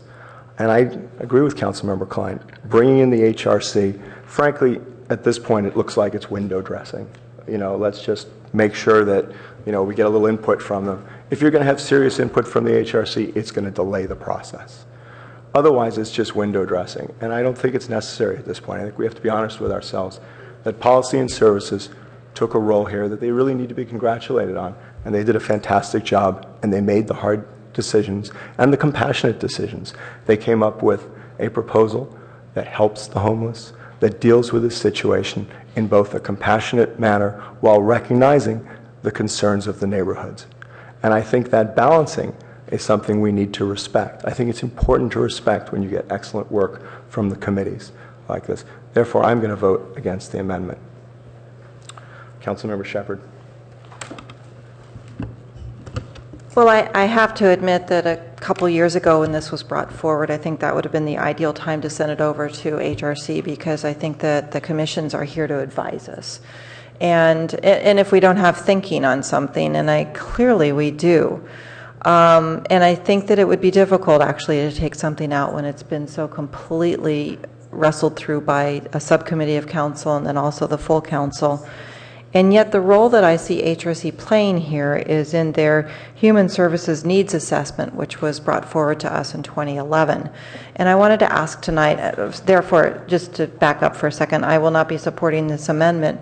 Will they be updating that needs assessment? Because I've been referring to it for a variety of reasons, one of which, you know, the senior housing project, as an example, to really get a picture of how our community operates, at a socioeconomic level.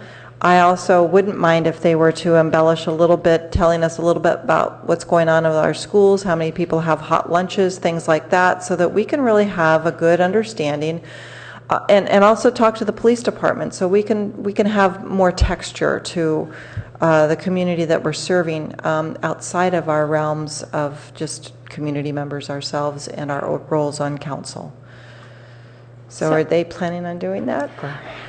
They generally, the needs assessment, or the HRC does some degree of a needs assessment every time the HISRAP funding comes up. So that report was just really above and beyond something the HRC really felt strongly in doing. So that was the large-scale report that you would see.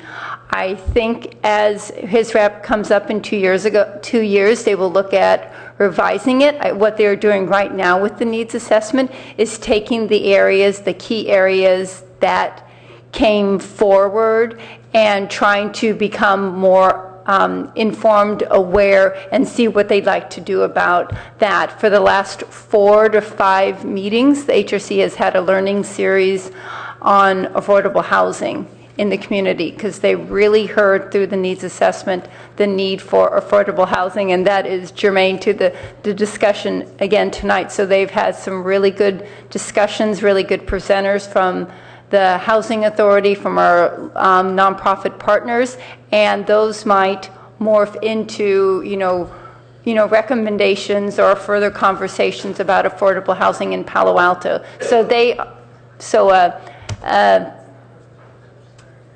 A new needs assessment or an update will happen the next time HISRAP comes around, but they are, again, looking through the needs assessment now, looking for areas that they need to become more aware of. And I will, you know, write down the ones you suggested, and they can be working on those in the interim period.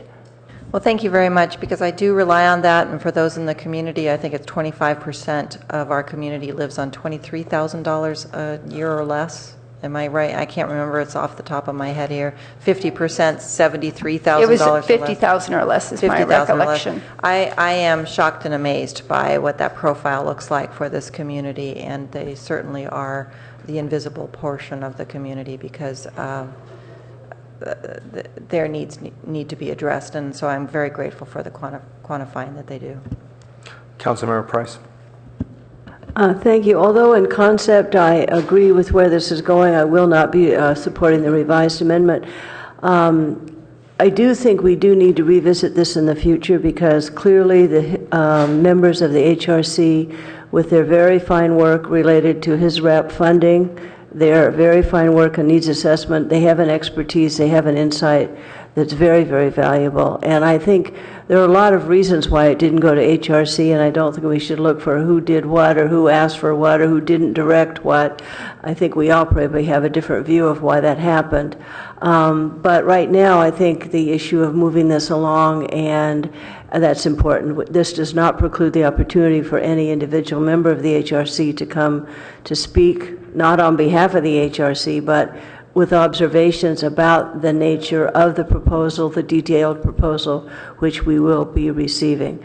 I do think that they have very valuable insight and expertise, but for purposes right now, at this point in time, I will not be supporting that. But I think in the future, we need to look at this. As I've said before, I think this is a beginning of many conversations. It's not as if we have actions over the next couple months and then we drop the topic. I mean, that's just not going to happen from where I sit and where, from what I'm hearing. So those are my comments. Councilmember Schmidt. I think everybody is interested in having a prompt response. And just a clarification, I guess the staff and the task group will come directly back to the council. Now, we have incorporated in the motion a subcommittee of the Policy and Services to outreach to the county and regional organizations. Does that mean that will not be a part of the working group? Is that subcommittee outside of the loop now? One of the council members added that, so I think that the idea was, I don't want to speak for the person who did, but I think the idea was that they could help to inform that work that the task force is doing. I can speak to that. Okay, I'm sorry, I couldn't remember important, who made the motion. Well, I'm not sure this was really clarified today, but last Friday, Councilmember Niss made an appointment with our County Board of Supervisors, Joe Smitty, and Councilmember Price went with her to just iron things out. I think that the way this group has taken leadership on becoming prepared, not just for the Policy and Services meetings, but in between, when Councilmember Liss, found out about the Santa Barbara program, she calls down, she finds out what's going on, who's in charge of it. She's really done really amazing work on this, from what I can tell, but not out there, pulling the pieces together. She's just been gathering the information and then kind of turning it over to staff for execution. And so I think that these types of synergies are important to continue to have. I think council members do bring value in that way to I this just work. want to make sure that it is included in the work as we go ahead, and that we don't lose that. Gail and I are very responsible.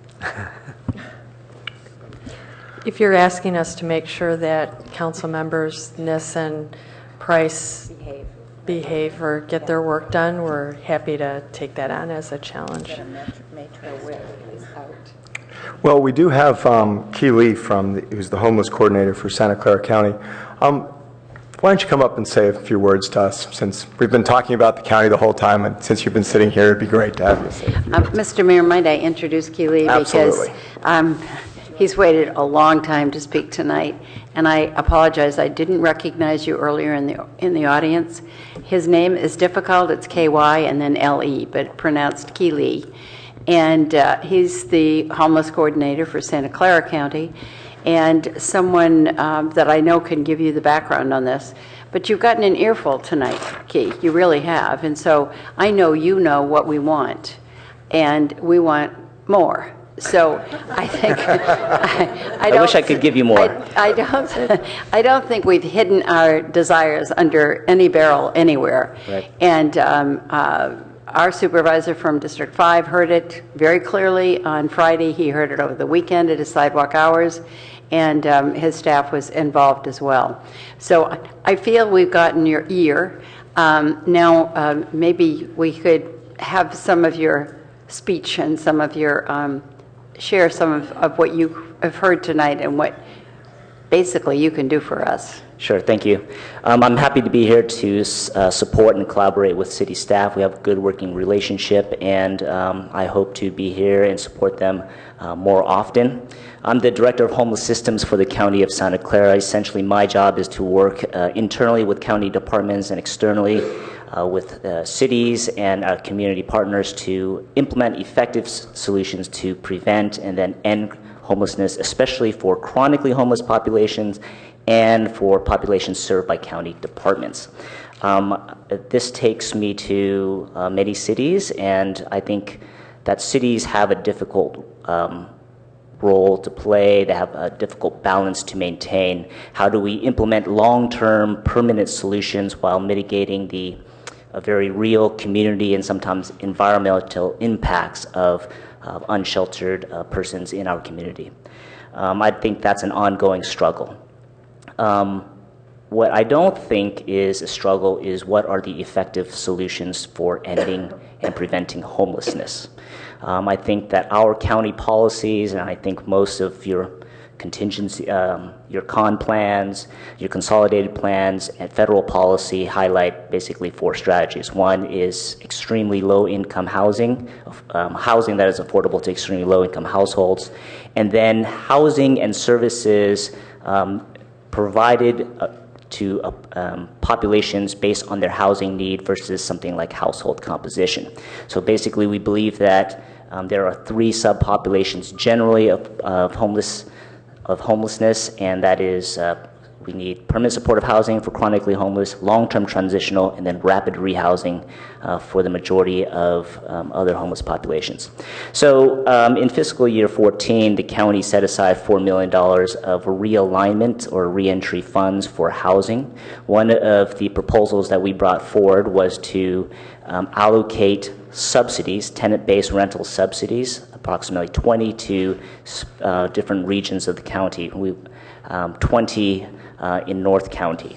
And our idea is to provide permanent or transitional subsidies to 20 of homeless individuals who the city of Palo Alto or whoever North County deemed as having the most impact on their local services and their local community. And so far, only the city of Palo Alto has expressed interest. Our subsidies, 20 static over 2 years, that's about $500,000.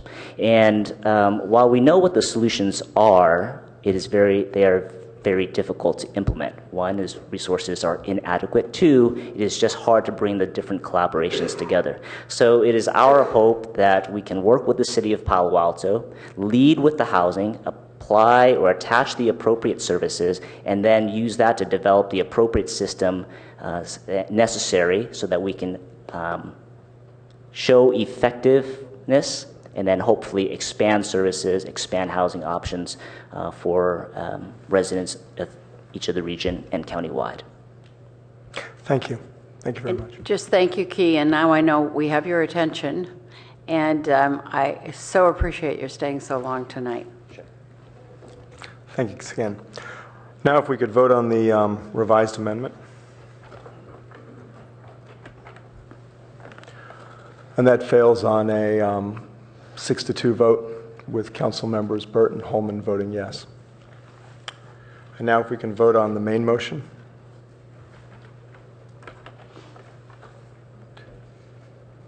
And that passes on a 7-1 vote with Councilmember Berman absent and Councilmember Holman voting no.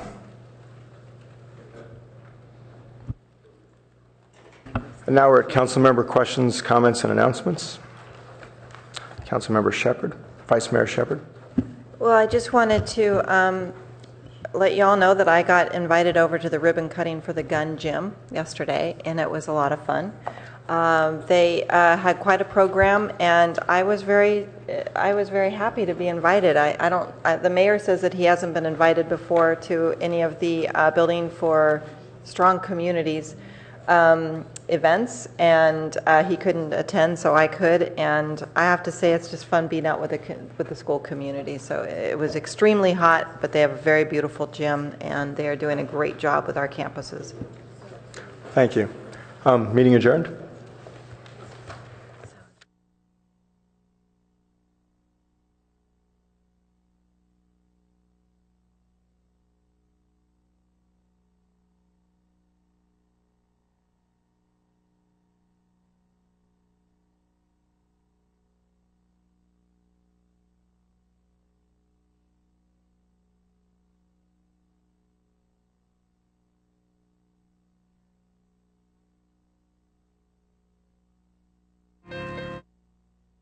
There's